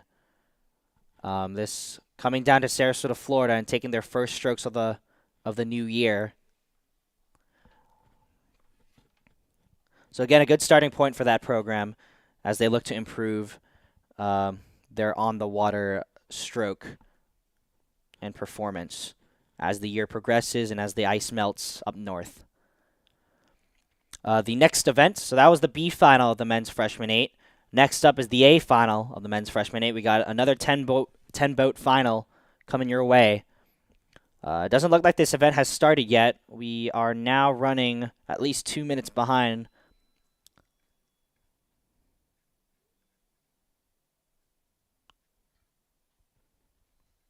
And we do have a start now for the A final of the men's freshman 8.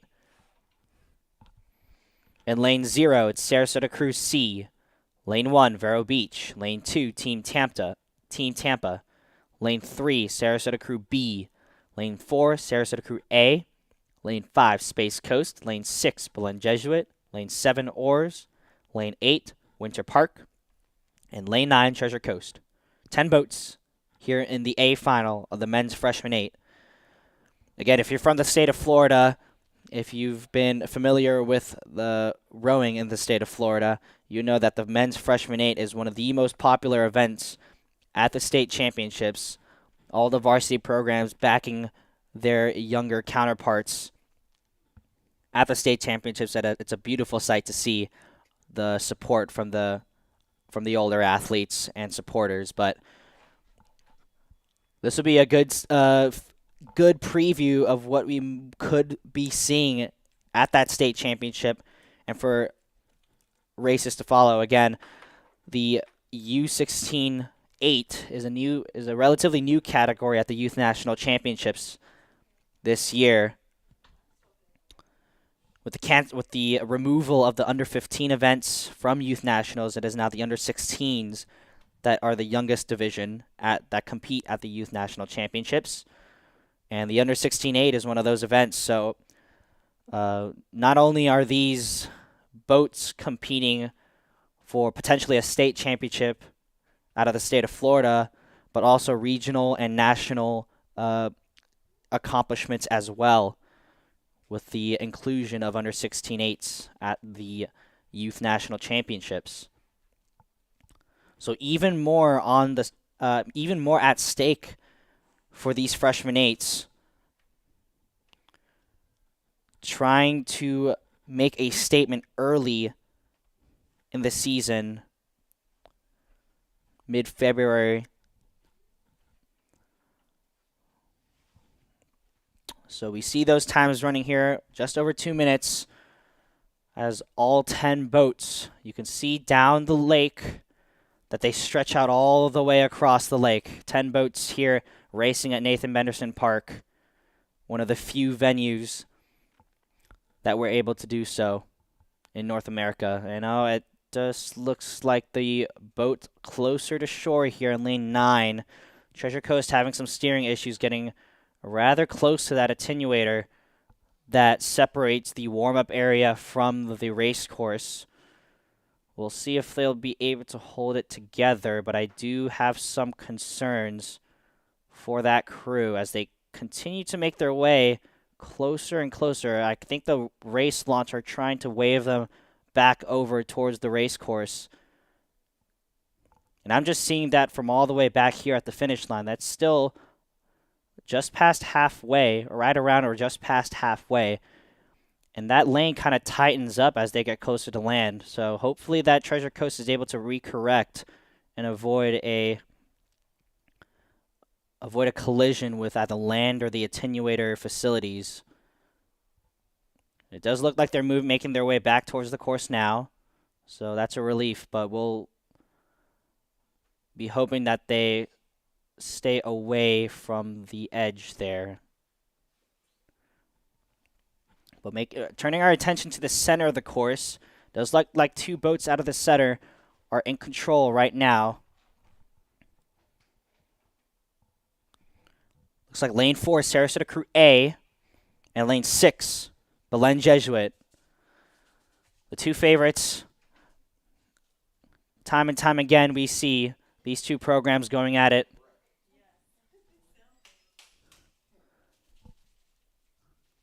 And especially in the men's freshman 8, a popular event, these 2 events take a lot of pride in their freshman programs.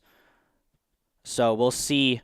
I believe Belen and Sarasota were in the same heat yesterday as well. So these 2 crews saw each other yesterday as well, if my memory serves me right. And Sarasota Crew took the win on that occasion, leading to their placement in the middle of the course. But Belen, a second chance here to kind of overturn that result as they enter the last 500 here. Looks like Sarasota Crew has a small lead over Belen Jesuit for second place. But again, as we've seen time and time again in these Belen 8s, they have a wicked sprint in their back pocket that they're able to break out and kind of nip their opponents at the line. So we'll see if they're going to be able to break it out here and try and steal a gold medal and flip the result from yesterday over Sarasota Crew. Again, these 2 boats, perennial rivals here in the men's freshman 8 at the state championships. So they'll be looking at this result to build on as we get closer to the state championships here. But as they come down to the line, it is Sarasota Crew with the advantage now over Belen Jesuit. They're going to try and hold on as they enter. They're well into the last 250 meters now. Belen Jesuit running out of room. Do they have the surge now? It does look like they're starting to move back on Sarasota Crew. Can Sarasota Crew maintain this advantage, stay sharp on the legs? It does look like Belen Jesuit has a little bit more life right now. But Sarasota Crew had a pretty decent margin coming into the last few meters. So is it going to be enough? It does look like Sarasota Crew now responding to that move by Belen Jesuit, trying to take back open water on this Belen Jesuit crew. And it is going to be Sarasota Crew taking the gold here at this men's freshman 8 in the American Youth Cup. A length ahead, just a smidge of open water ahead of Belen Jesuit. They're going to be really happy with that, Sarasota Crew. Ahead of Belen Jesuit. And it is Team Tampa that has stuck their Nose out in front. Space Coast looked like they were in control of that bronze medal position, but Team Tampa has turned that result around in the sprint. Team Tampa is going to take the bronze. Space Coast fourth. Winter Park in fifth. Coming down to the line, the battle for sixth between Oars, Vero Beach. Down to the line, looks like Oars is going to hold on to their advantage for sixth place. Vero Beach is going to come across the line in seventh. Treasure Coast stayed out of the shore, thankfully, for eighth. And the final two Sarasota Crew boats. Sarasota Crew C finishing ahead of the Sarasota Crew B. So good result there for Sarasota Crew C. Finishing ahead of that B entry. And you can see the 2-seat there. Quite pleased with upsetting their teammates in the higher boat. But speaking of Sarasota Crew, that A crew looks very poised to become a state championship favorite in the men's freshman 8. Coach Hugo has been there at Sarasota Crew with the freshman boys for quite some time now. He's established a great work ethic out of those boys, and it's always fun to see those Sarasota boats year in and year out under Coach Hugo.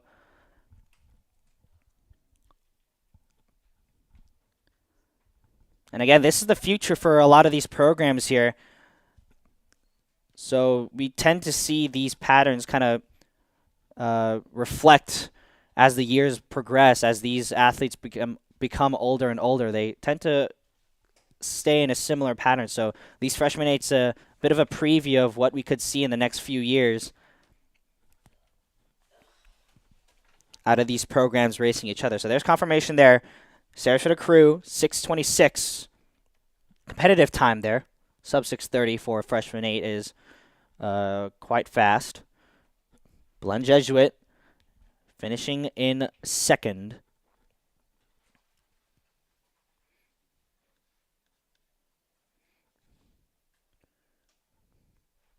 And yeah, as I'm looking at the Youth Nationals results from last year, the winning time in the men's U16-8 was 6:30.51 by Row America Rye, part of one of the most dominant programs last year that they had, winning almost every 8.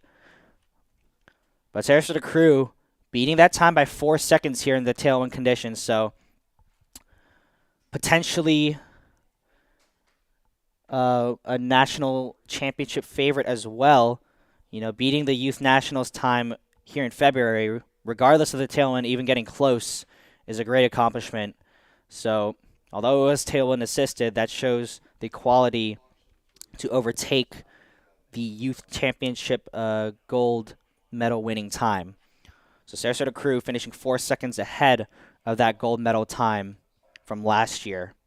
Belen Jesuit 1 second off of the gold medal time from last year. So congratulations to Sarasota Crew, Belen, and Team Tampa to round out the podium. Team Tampa, a great future for that program as well. A relatively young team compared to these other programs, Team Tampa. So a promising result for them going into the championship season. They'll be looking to convert this into a medal at the state championships as well in this event. So next up we have the women's freshman U16-8. This is an A final here, so no B final for this event. All of these crews saw each other yesterday. If you're looking for Plant High, unfortunately, they scratched all of their entries today.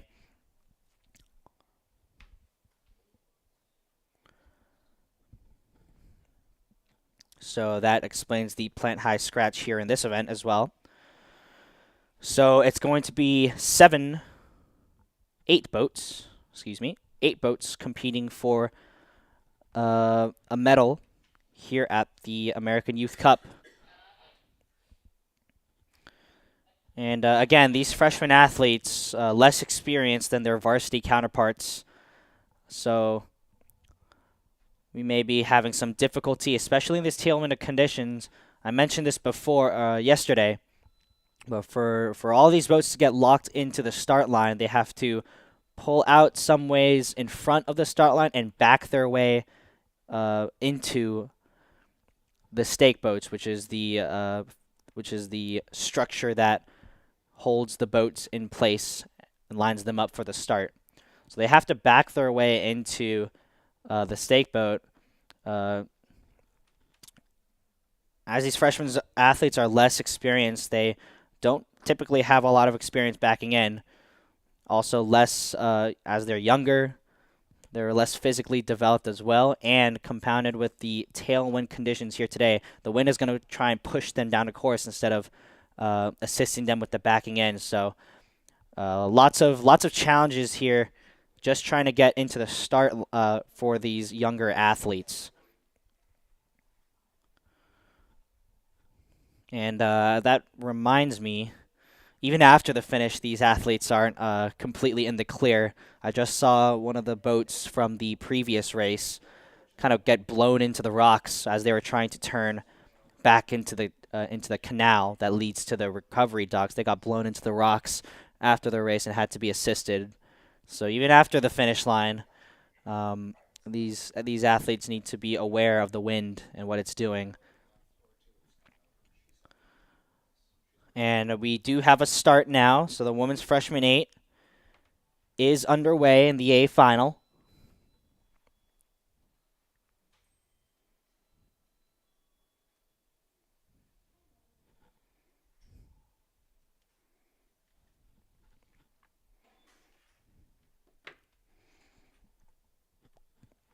So again, a 8-boat final here.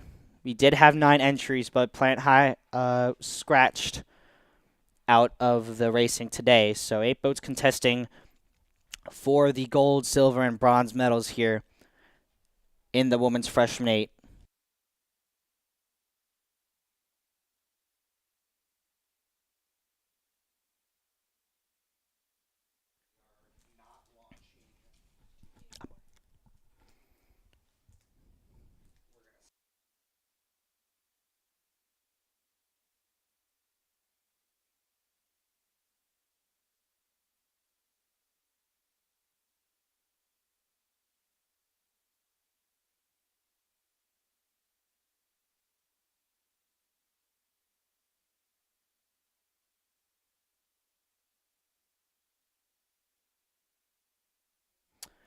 And an announcement for teams looking to pick up any medals they have won from yesterday and today.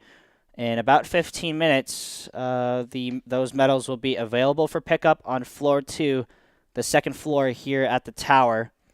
So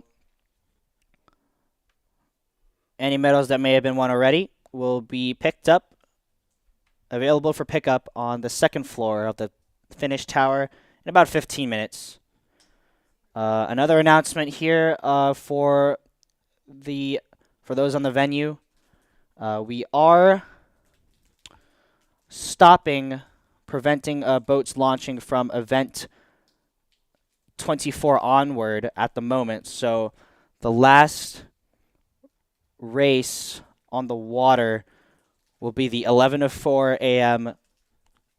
A final, the women's youth quad. Anything past that, we are holding off the water for now. I'll get back to you to see whether those events will be completely canceled or what will happen in that case. But at the moment, the women's youth quad is going to be the last race for some time, maybe for the day. So that's the event L23 at 11:04, the women's youth quad A final. So anything past that, the boats are not being allowed to launch at the moment. So that puts the U17 quads and the open 8s, the U17 8s, all in jeopardy of being canceled. But we don't have confirmation on that quite yet. We are still assessing the weather conditions at the moment. So just being aware of the possibility that that may happen. So all events up to the Women's Youth Quad A final will be raced on schedule. Anything past that, I will update you accordingly as I receive them. And again, if you're a team looking to collect your medals, please send a representative up to the second floor of the Benderson Finish Tower in about 15 minutes. And on the course now, about 4 minutes in, is the Women's Freshman 8A final. In lane 2, we have Space Coast. Lane 3, Sarasota Crew B. Lane 4, Winter Park. Lane 5, Sarasota Crew A. Lane 6, Vero Beach. Lane 7, Sarasota Crew C. Lane 8, Winter Park B. And Lane 9, Team Tampa.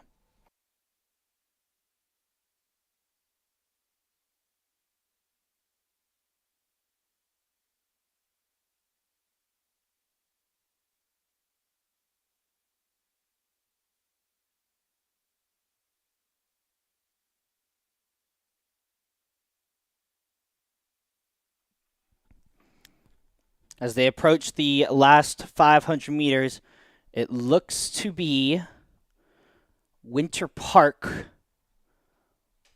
A with a commanding lead over the rest of the field. Looks like Sarasota Crew A and Vero Beach are battling for silver and bronze.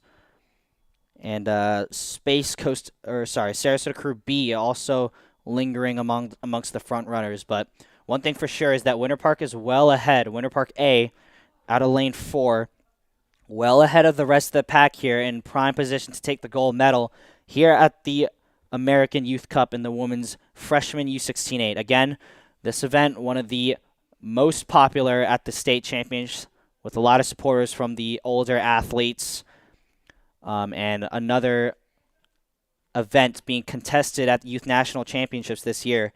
So even more reason for this event to have some popularity, and for this race specifically to have a lot of significance for these athletes competing.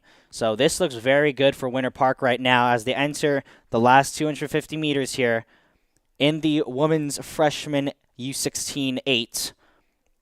It is Winter Park ahead of now Vero Beach, making a move to get ahead of Sarasota Crew. So Vero Beach now moving ahead of Sarasota Crew. Sarasota Crew A now being challenged by their B crew, their teammates fighting it out to see who's going to get the final bronze medal here.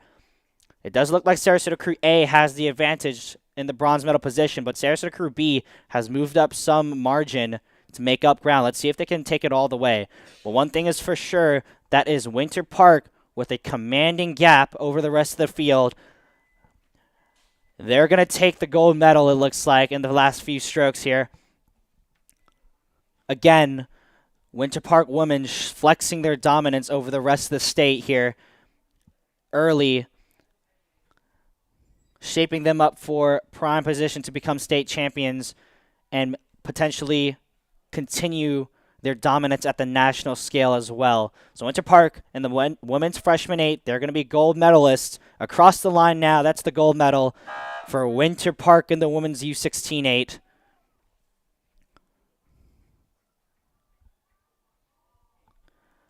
Coming across the line, and oh, that's a equipment malfunction there. A crab by Vero Beach in second place. Has that opened the door for Sarasota Crew?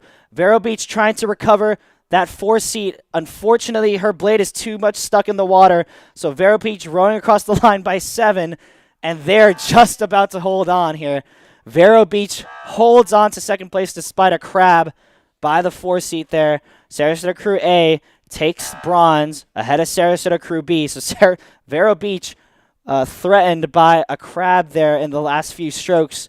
4-seat unable to recover, but they carved out enough of a gap in the middle of the race to be able to hold on to that second place despite that challenge. Space Coast comes across the line next in 5th, followed by Winter Park B in 6th. So again, another tidbit there is the second Freshman 8 contested separately from the first Freshman 8s at the state championships. So Sarasota Crew's B entry looking to be in prime position to be a gold medal favorite in the second freshman 8 at the state championships, finishing well ahead of the Winter Park B crew.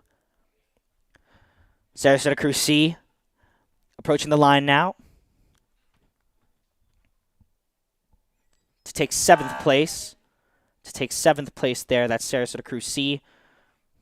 And rounding out the pack, it's going to be Team Tampa, in lane 9.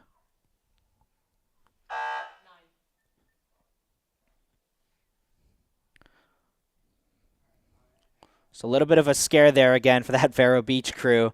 Catching a crab in the last few strokes, but able to hold on thanks to their big gap to the next boat behind in Sarasota Crew.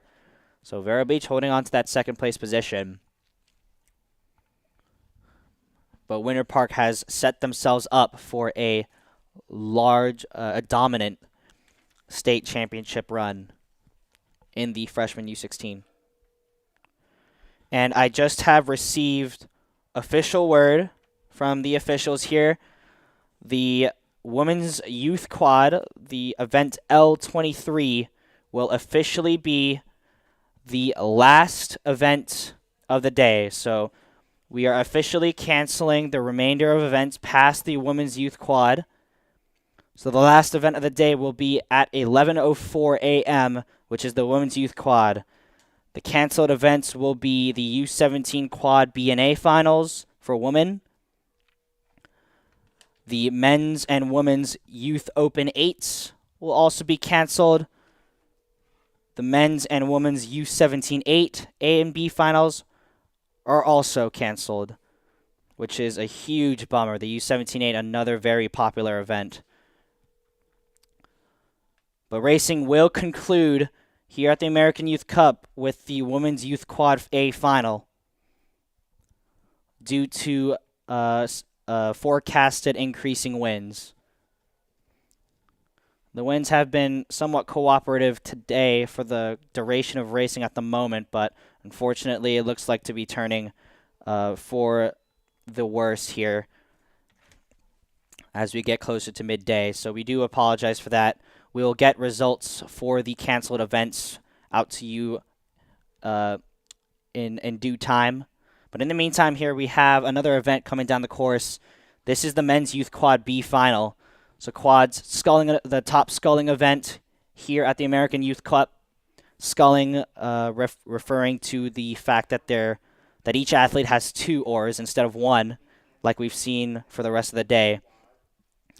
So the B Final, it's lane 0, Sarasota Scullers, lane 1, Bulls B, lane 2, Oars A, lane 3, Vero Beach B, lane 4, Sora, lane 5, Miami Beach, lane 6, Miami Rowing Club B, lane 7, the Bulls School, lane 8, Oars, and lane 9, University School. And we're already picking up the race here pretty close to the end as they enter the sprint. It looks to be Sora in the neon green hats ahead of Miami Rowing Club B.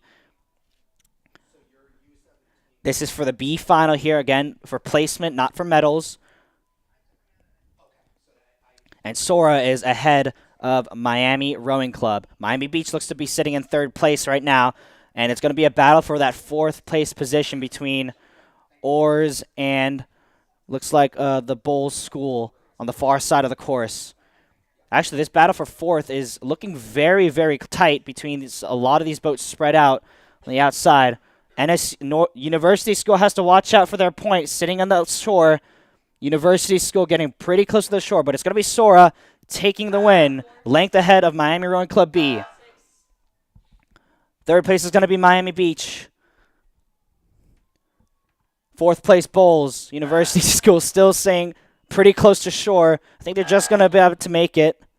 Bulls, 1 length ahead of Oars. University School, then followed by another Bulls boat. University School just made it past the island, avoiding the shoreline, avoiding disaster there. But they got pretty close. That was the closest boat I've seen get to shore out of lane 9. Another Oars boat here in lane 8. Across the line there. And rounding out the field is Sarasota Scullers. So that was the B Final of the Men's Youth Quad. Sora taking the win, a length ahead of Miami Rowing Club B.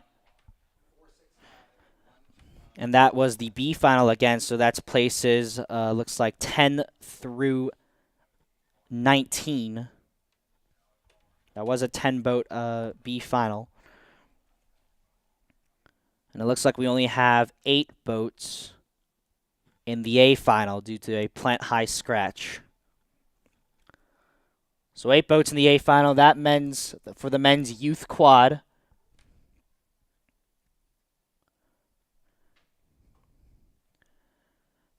This is for the medals and for the top 8 positions. As we see the results again here from the men's quad B final. So coming down the course now, 3.5 minutes gone. It's the men's youth quad A final for the medals and for all the glory here as the top sculling boat here at the American Youth Cup. In lane 1, it's Team Tampa. Lane 2, Vero Beach. Lane 3, Sarasota Crew. Lane 4, Miami Rowing Club. Lane 5, Sarasota Crew B. Lane 6, Belen Jesuit. Lane 7, Miami Beach. Lane 8, Belen Jesuit B. And lane 9 is a scratch. So 4 minutes into this race.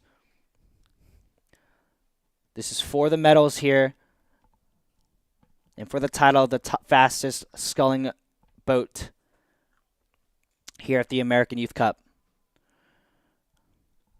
The favorites for this event in the middle of the course, Miami Rowing Club, Sarasota Crew, and Belen Jesuit. Miami Rowing Club has won the varsity quad at the Florida State Championships for the past few years. So they'll be looking to convert that into another win today. It does look like Miami Rowing Club and Belen Jesuit are the 2 crews out ahead of the pack, followed closely by Sarasota Crew A in lane 3. And in fact, the angle might be deceiving, but it does kind of look like that Belen Jesuit is ahead of that Miami quad.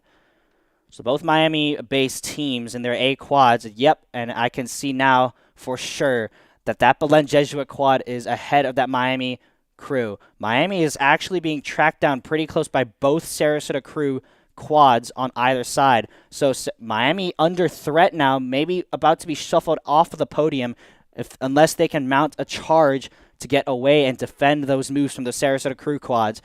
Belen Jesuit still in commanding lead coming into the last 250 meters. This is going to look favorably for them as they try and overtake Miami and dethrone them from the state championship. So this does look favorable for Belen Jesuit at the moment. Coming into the last 250, it looks like Miami has started to defend those moves from the Sarasota quads and has retaken control of second place.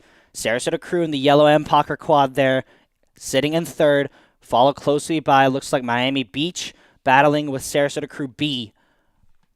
Miami Beach may be looking to take a bronze medal away from Sarasota Crew as well. They're not safe yet, that yellow Empacher.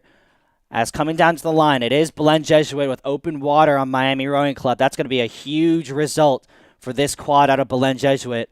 Miami Rowing Club, again, dominant in recent years in the varsity quad, but Belen Jesuit will have something to say about that. Across the line, Belen Jesuit takes the win in the men's youth quad, ahead of Miami Rowing Club. Come across the line next is Sarasota Crew A, followed by Sarasota Crew B, narrowly beating the Miami Beach quad, who finished well outside their lane. Vero Beach coming across the line next, followed by Belen Jesuit B. And Team Tampa is going to be the last boat across the line there to finish off the men's youth quad.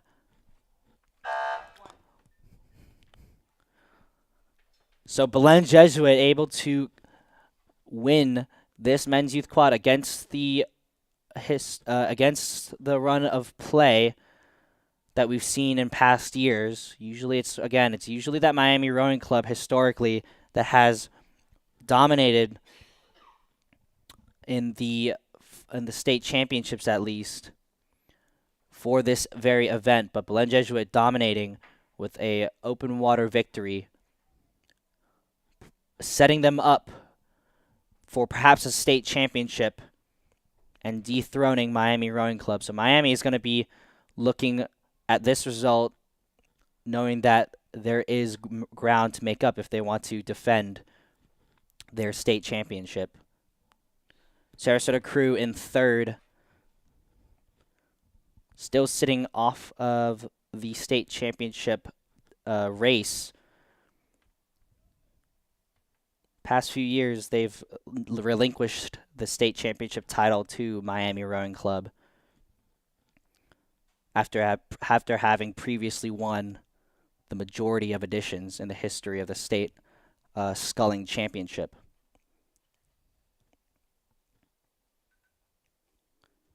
So there's the results there. Confirmation, Belen, then Miami, then Sarasota Crew. Going to be your medalists here at the American Youth Cup. That time, 6:18. Seems pretty quick. Got to double check from the results at Youth Nationals. And 6:13 was the gold medal winning time at Youth Nationals there in the men's quad. So 6:18, pretty close to that gold medal standard time from last year out of Belen Jesuit. Again, wind assisted, so most likely slower in flat water, but still a pretty good position to be in, coming in still in mid-February, early in the year. The next event is the men's under-17 quad. This, unfortunately, will be the only edition of the under-17 quads we're going to be able to see, as the women's under-17 quads were canceled. So this really is the penultimate event category of the weekend. This is the B final, the men's U17 quad, coming down the course now. In lane 2, it's Cape Coral. Lane 3, University School. Lane 5, Miami Rowing Club. Lane 6, the Bowls School. And lane 7, Vero Beach Rowing. That Team Tampa crew out of lane 4 is a scratch. So as we get a closer picture there of the crews entering the last 500, again, this is a B final, so for placement, 11 through 15 now. Not for medals. And again, this is the under-17 quad for the men turning 17 or younger in this calendar year. No athlete older than that is eligible for this event. So as they come down towards the final 250, looks like those two middle crews, that is University School out of lane 3 and Miami Rowing Club out of lane 5, look to be the two leaders here. Followed closely by Vero Beach, not too far off. Just like we have 5 crews listed as running, but I only see 4 on the course right now, so I don't have word on which crew is missing at the moment. But it does look like, I can confirm that is that University School boat amongst the leaders. Followed closely by, it looks like that's a Miami Rowing Club boat for sure.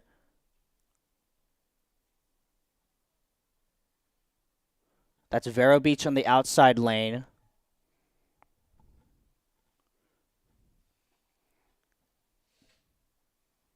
And on the far side, that is Cape Coral. So Miami Rowing Club and Bulls actually have very similar unis and colors. I still can't tell if that's the Miami boat or the Bulls boat. Can you see what number that is? The second place? Okay, so that is actually Bulls crew, Bulls School, out of lane 6. So University School trying to hold on to a victory in the B final. University School across the line, taking the win in the B final, followed by Bulls out of lane 6. Cape Coral is going to finish in 3rd.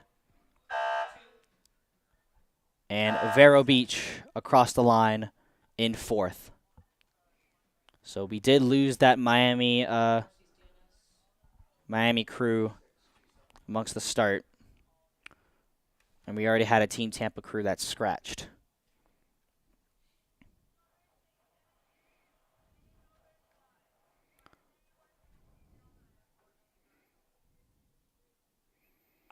So we are working on the classification of the canceled events from today.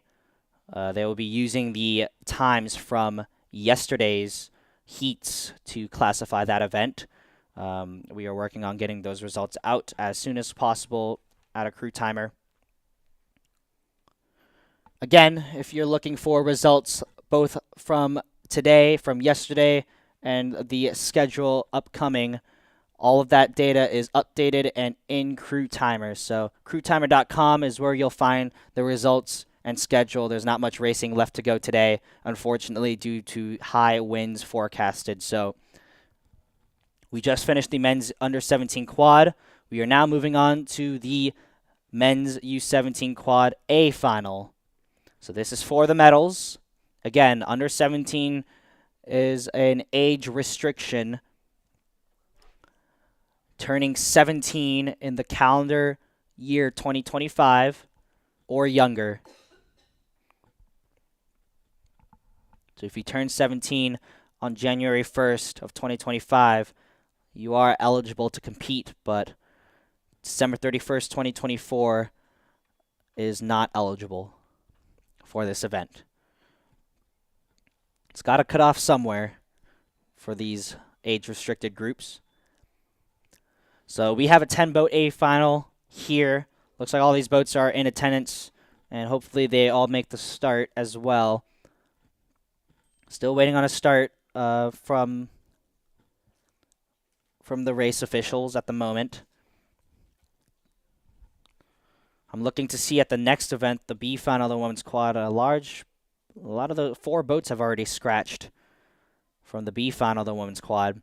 Again, the women's quad is the last event being contested here today, unfortunately, due to the forecasted high winds. We will not be contesting the women's U17 quad, the men's and women's youth open 8s, and the men's and women's youth U17 8s, which is a shame.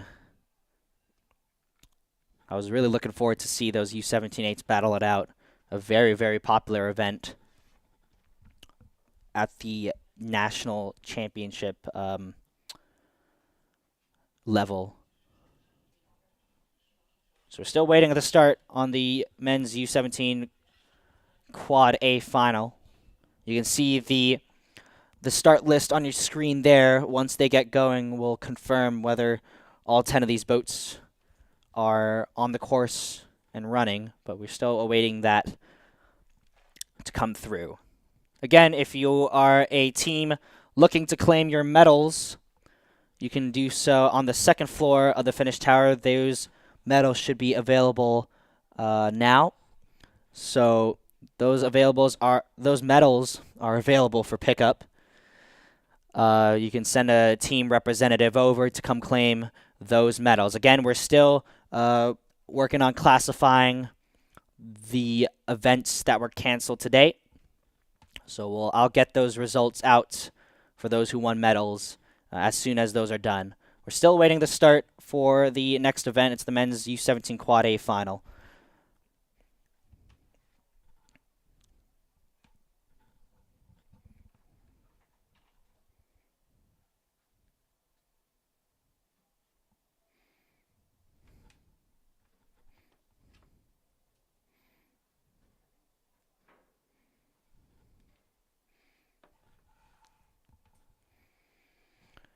And while we're having a little bit of a break in the action, I just want to point toward your attention towards the signs that are scattered around the venue if they haven't blown away already.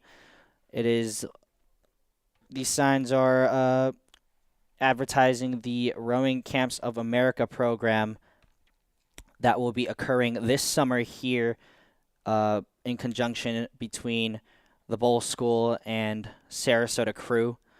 High performance camp if your athlete is looking to make the next step and progress towards a collegiate career in rowing. The Rowing Camps of America has all the resources you may need to improve your rowing performance across whatever you may need in the hopes of becoming a collegiate Division I athlete. Erg camps, small boat camps, and of course, eights, and for coxswains as well. These camps are available. You can see on the screen there. Those signs are also have a QR code available to scan. Applications are open for the Rowing Camps of America this summer. So if you're looking to improve on your performance this summer, come join us at the Rowing Camps of America. You'll be training with some of the best coaches in the country here at the best venue in the country here at Nathan Benderson Park, although the wind is not cooperating today. It will for the majority of days you are attending this camp. I can guarantee you that.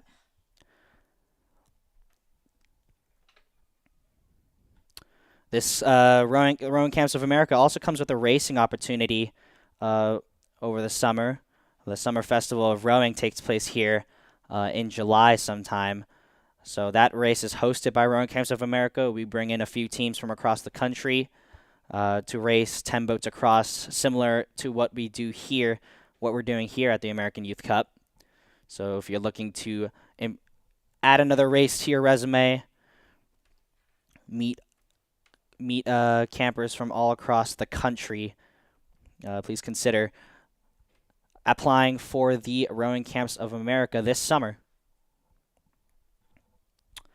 And with that, we now have a start for the men's under-17 Quad A final.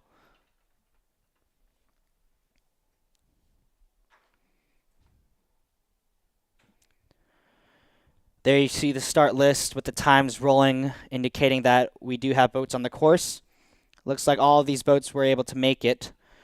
So lane 0 is Belen Jesuit B, lane 1 Sora, lane 2 Miami Rowing Club B, lane 3 Treasure Coast, lane 4 Belen Jesuit A, lane 5 Sarasota Crew B, lane 6 Sarasota Crew A, lane 7 Miami Beach, lane 8 North Palm Beach, and lane 9 Sarasota Crew C.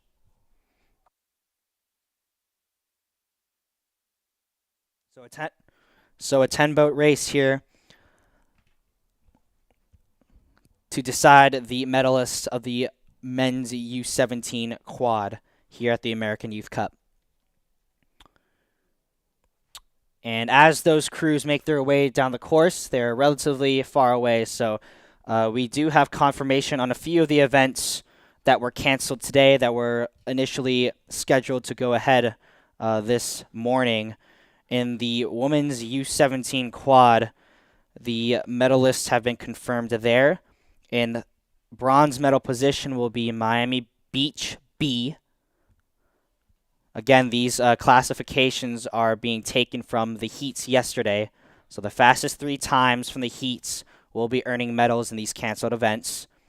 So in bronze medal position in the women's under-17 quad will be Miami Beach B.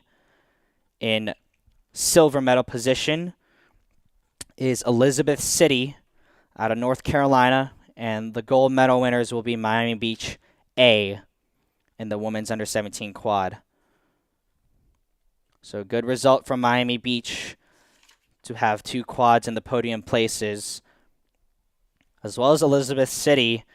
They won this event here last year and went on to place second at Youth Nationals. Elizabeth City, a newly founded team out of North Carolina, coming down here to compete against Florida's best under-17 athletes. Their stroke seat from last year has aged up, so I believe they have 3 of the 4 crew members from the second place Nationals winning boat returning for under-17. And a fun fact there for that Elizabeth City crew, the stroke seat was replaced by her younger sister, only 13 years of age, and achieving a silver medal this weekend in the women's U17 quad. So congratulations to them, and congratulations to Miami Beach claiming both the gold and bronze in the women's U17 quad.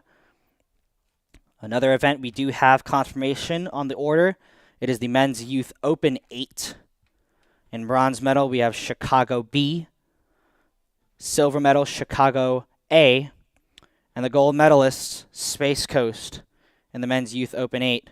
Congratulations to those boats there. Another event we do have confirmation for is the Women's Youth Open 8. In bronze medal position, Winter Park B. Silver medal, Chicago A. And gold medal, Winter Park in the Women's Youth Open 8. Next, we have the men's U17 8 final standings. In bronze medal position, St. Peter's Prep out of New Jersey. In second place, silver medalist Belen Jesuit. And in gold medal position, Sarasota Crew, taking the win in the men's U17 8 with the fastest heat yesterday. And finally, the last canceled event that was scheduled to go ahead today. It's the Women's Youth U17 8. In bronze medal, we have Oars. Silver medal, Miami Beach. And gold medalist, Space Coast. So Space Coast taking the win there. Miami Beach, another medal out of the Women's U17 program. So looking forward to seeing them. So congratulations to those who medaled. Unfortunately, we could not hold those finals due to forecasted strong winds. But now we have the men's U17 quads now approaching the end of their race. Looks like I can see some yellow blades. I have to assume that's Belen Jesuit out in front in lane 4, and that is correct. That is Belen Jesuit with a pretty decent lead over the rest of the pack, but we do look like it's going to be a 4-boat battle between the remaining medals. Out in lane 8, that is North Palm Beach, Miami Beach as well. Sarasota Crew B and Sarasota Crew A are all competing for 2 more medals. Belen Jesuit looks to be in gold medal position. Here come the quads coming down, 10 quads across. And it looks like Belen Jesuit is leading the pack out. It's going to be a battle for the silver and bronze. Only 2 of those boats are going to get medals here across that 4-boat pack. It looks like Sarasota Crew B looks to be in silver medal position ahead of North Palm Beach, but Miami Beach and Sarasota Crew A knocking at the door, trying to claim a podium position. But one thing is for sure, it's Belen Jesuit with a commanding, dominant win here in the men's under-17 quad. A lot of their U16s medaled or won youth nationals last year, so if they're aging up and if this is a crew that has nationals experience, they likely medaled there as Belen Jesuit takes the win in the U17 quad. Strong result for them. Sarasota Group B trying to hold off a charge from North Palm Beach. North Palm Beach may be pipped at the line, but Sarasota Group B takes second place. North Palm Beach in third, and a photo finish for 4th place. I believe Miami Beach took it ahead of Sarasota Crew A for that 4th place spot. Look, is that Bowles Crew ahead of Sora? Sorry, Treasure Coast ahead of Sora. Sarasota Crew C falling behind next. Belen Jesuit in lane 0. That's their B crew. Coming in 9th. And finally, it's Miami Rowing Club B. So a very, very good performance there from Belen Jesuit. Strong performance from the defending U16 Cox Quad champions at Youth Nationals. North Palm Beach able to hold off a charge from 3 other boats in Miami Beach and both Sarasota Crew boats to claim Sarasota Crew B able to hold off a charge from North Palm Beach to claim the silver medal. North Palm Beach securing a bronze medal, holding off a charge from Miami Beach and Sarasota Crew A. It is Miami Beach who did manage to sprint through Sarasota Crew A to take the 4th place spot. So Sarasota Crew A relegated down to 5th in the final few strokes. And that is the conclusion of the men's under-17 quad here at the American Youth Cup. Belen Jesuit, gold medalists. And the next event is the penultimate race of the day here It is the Women's Youth Quad B final. We have several scratches here. So what was supposed to be a 10-boat B final has now been reduced to 6 boats. In lane 1, out of those on the course right now, we have lane 1 Aquinas, lane 3 Bromfield Acton Boxborough, lane 4 Sarasota Cruz C, lane 6 Wayland Weston, lane 8 Aquinas B, and lane 9 Cape Coral. So those are the crews on the course at the moment. We had Treasure Coast out of lane 0, the Bowl School out of lane 2, Oars out of lane 5, and Treasure Coast out of lane 7 scratch from this event. So scheduled to be 10 boats across, now reduced down to 6. And again, this is a B final, so not a medal contending final. This is for placements 11 through 20. But thanks to 4 boats scratching, it is now reduced to 11 through 16. So again, this is the penultimate event race of the day. After this is the A final, and from then, all racing is canceled. Again, you can find the results of the canceled events on crewtimer.com. If you scroll past the final race in the Women's Youth Quad, you'll see the final classifications from all canceled events that took place yesterday. So those classifications based on the times from the heats.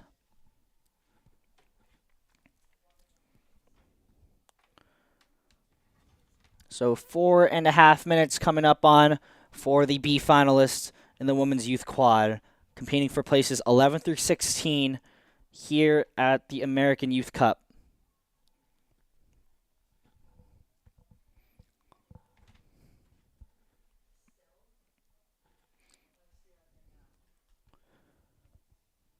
As you see, again, the results from the U17 quad, men's U17 quad. Belen Jesuit winning by 11 seconds over Sarasota Crew and North Palm Beach, earning the bronze. So due to the impending inclement weather, unfortunately, the women's U17 quad will not be held, which sure is a shame, along with a lot of the open and U17 8s.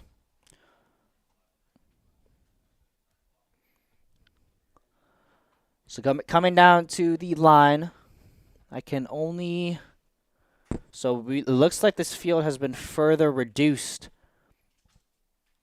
past the 4 boats that already scratched. I can only see 1, 2, 3, 4 boats on the water at the moment. Once they get closer, I'll be able to tell which teams they are. I believe Cape Coral and Aquinas B are on the course alongside Wayland Weston.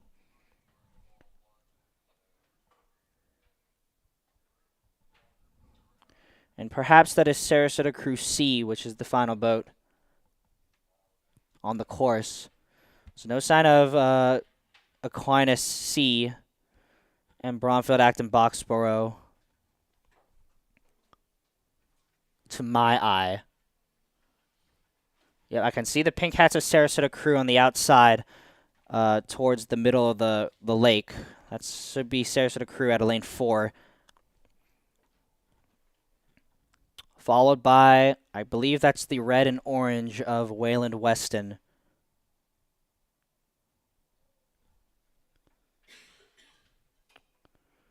And Wayland Weston and Sarasota Crew seem to be battling here for the win in the B final. Behind those 2 boats is Cape Coral, followed by Aquinas B. So I can confirm it does look to be the red and orange unis of Wayland Weston out of Massachusetts. So I can confirm that those are the 4 boats. Cape Coral seems to be going on a little bit of an adventure with the steering, going into Aquinas' lane, but they are well ahead of that Aquinas boat, so should not be called for interference, I don't think. And, yep, that is that Sarasota crew boat with the pink hats and the white shafts coming down into the sprint here, closely followed by Wayland Weston. Can Wayland Weston kind of mount a sprint to potentially steal the win away from Sarasota Crew? It did look like Sarasota Crew had a decent lead, but it looks like that has shrunk as we come closer to the finish line here in the Women's Youth Quad B Final. It's Sarasota Crew C battling Wayland Weston for the win here in the B Final. Approaching the line, Sarasota Crew still looks like they have maintained somewhat of a gap here, trying to push out to open water as they come across as the B Final. So Sarasota Crew in position to earn 11th at the American Youth Cup, and that is exactly what the result will be. Sarasota Crew across the line with a smidge of open water over Wayland Weston, which will be 12th overall. Next up, Cape Coral here made their way back to their lane just about, and a little bit of a crab there. And they're going to drift across the line. There they go. So the crab not hindering them all the way. They drifted across the line there, so they are across the line. And Aquinas rounding out that B Final.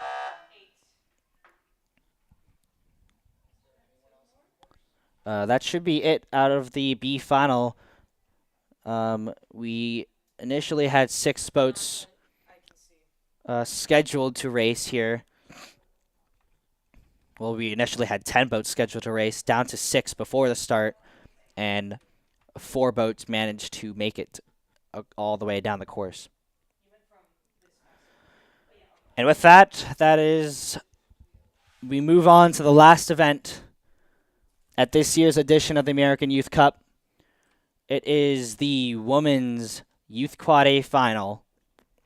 Again, this is the final event of the day. All further events will be canceled. So we do appreciate everybody coming out to this year's edition of the American Youth Cup, and we do apologize. We had a significant chunk of our events canceled due to weather, strong winds that were scheduled for today. We at least managed to get a lot of the big boats in today, but still unable to finish off the rest of the schedule. So we do apologize for the inconvenience there.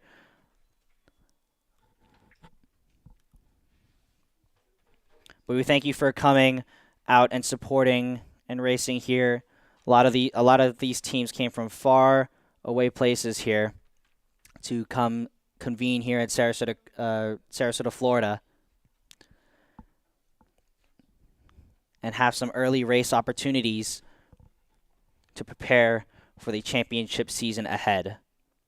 So there's the results of the B Final and the women's quad. The A Final coming down the course now. This is the last event of this year's edition of the American Youth Cup.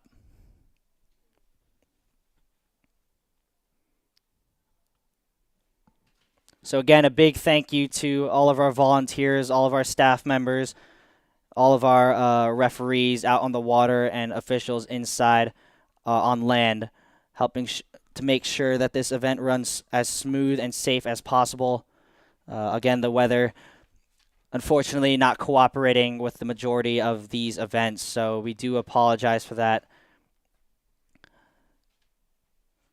But we do thank the volunteers and officials for making sure racing goes smoothly, even given the circumstances. So, and we also thank the athletes for giving us some enjoyable racing to watch, and hopefully these athletes are more motivated to continue their progress towards championship racing later in the season.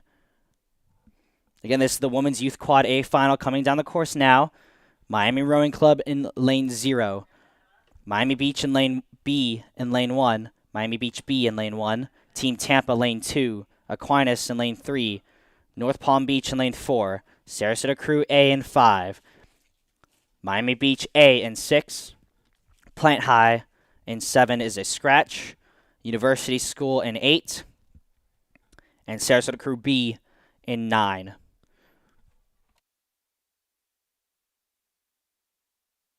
As they enter the last 500, it looks like that middle crew, perhaps that is North Palm Beach.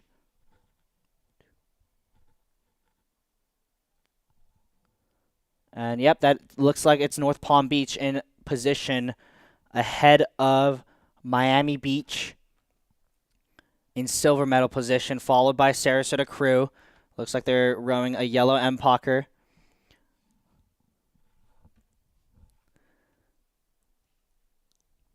And coming in towards the last 300 meters, it is the final event here at the Women's Youth Quad. So everybody on the beach, let's cheer them home and finish off this American Youth Cup with a bang. It is Miami Beach in silver, North Palm Beach in gold medal position, and Sarasota Crew looks to be starting to mount a charge against Miami Beach, trying to shift that bronze into a silver, but they did look like they caught a little bit of a crowd there, which halted their momentum. So can Miami Beach take advantage and hold on to that silver medal position? It does look like the gaps are starting to grow between these boats, so it doesn't look like there's going to be a lot of shifts between the medal positions. But we do, on the far side of the course, have a 3-boat battle for 4th place. We'll see who gets the best of the rest here between, looks like that's Miami Rowing Club, Miami Beach B, and Aquinas A. Also on the close side here near shore, University School looking really smooth compared to those far 3 crews. Let's see if they can take advantage and overhaul a gap to finish 4th. But North Palm Beach going to see this one out here, winning gold in the A final of the Women's Youth Quad. And a crab there from Miami Beach. She recovers quickly in the bow seat. And there Miami Beach are gonna be able to stay safe with that silver medal position. Silver medal for Miami Beach despite that crab in the last few strokes. Sarasota Crew is going to get the bronze here across the line there. And looks like Miami Rowing Club is going to take the 4th place spot. And this University School was fast moving on the far shore as Aquinas and Miami Beach B come across the line. The University School boat you're seeing across the line now looked like they were very fast, very quickly moving on the boats ahead, but unfortunately they had to stop due to a crab, I believe it was, able to recover and finish. Looks like that would be 8th. And the last boat across the line is going to be Sarasota Crew B, Team Tampa finishing in 8th. And the final boat across the line is going to be Sarasota Crew B. And with this final horn, that is the American Youth Cup concluded, done and dusted there. I want to thank everybody for attending and being a part of another edition of this year's American Youth Cup. Some statistics here. It's the largest American Youth Cup in terms of entries ever held in this event's history. So we thank everybody for coming out and displaying how their winter training has progressed here. We thank all the in-state Florida teams for coming out, all the out-of-state teams for journeying from all over the country to showcase their talents here. And the camera's on me now. Go Gators. As we wrap up here, thank you to all the volunteers, all the staff. Thank you for letting me commentate. And yes, sir, go Gators. Thank you for letting me have the opportunity to commentate and announce here this year. There's the final results of the Women's Youth Quad. And with that, signing off, I'm Christian Yu out of the University of Florida and Sarasota Crew. Thanks a lot for joining us. We'll see you next year for the 2026 American Youth Cup. And hopefully we'll see some of you this summer at the Rowing Camps of America Summer Festival of Rowing.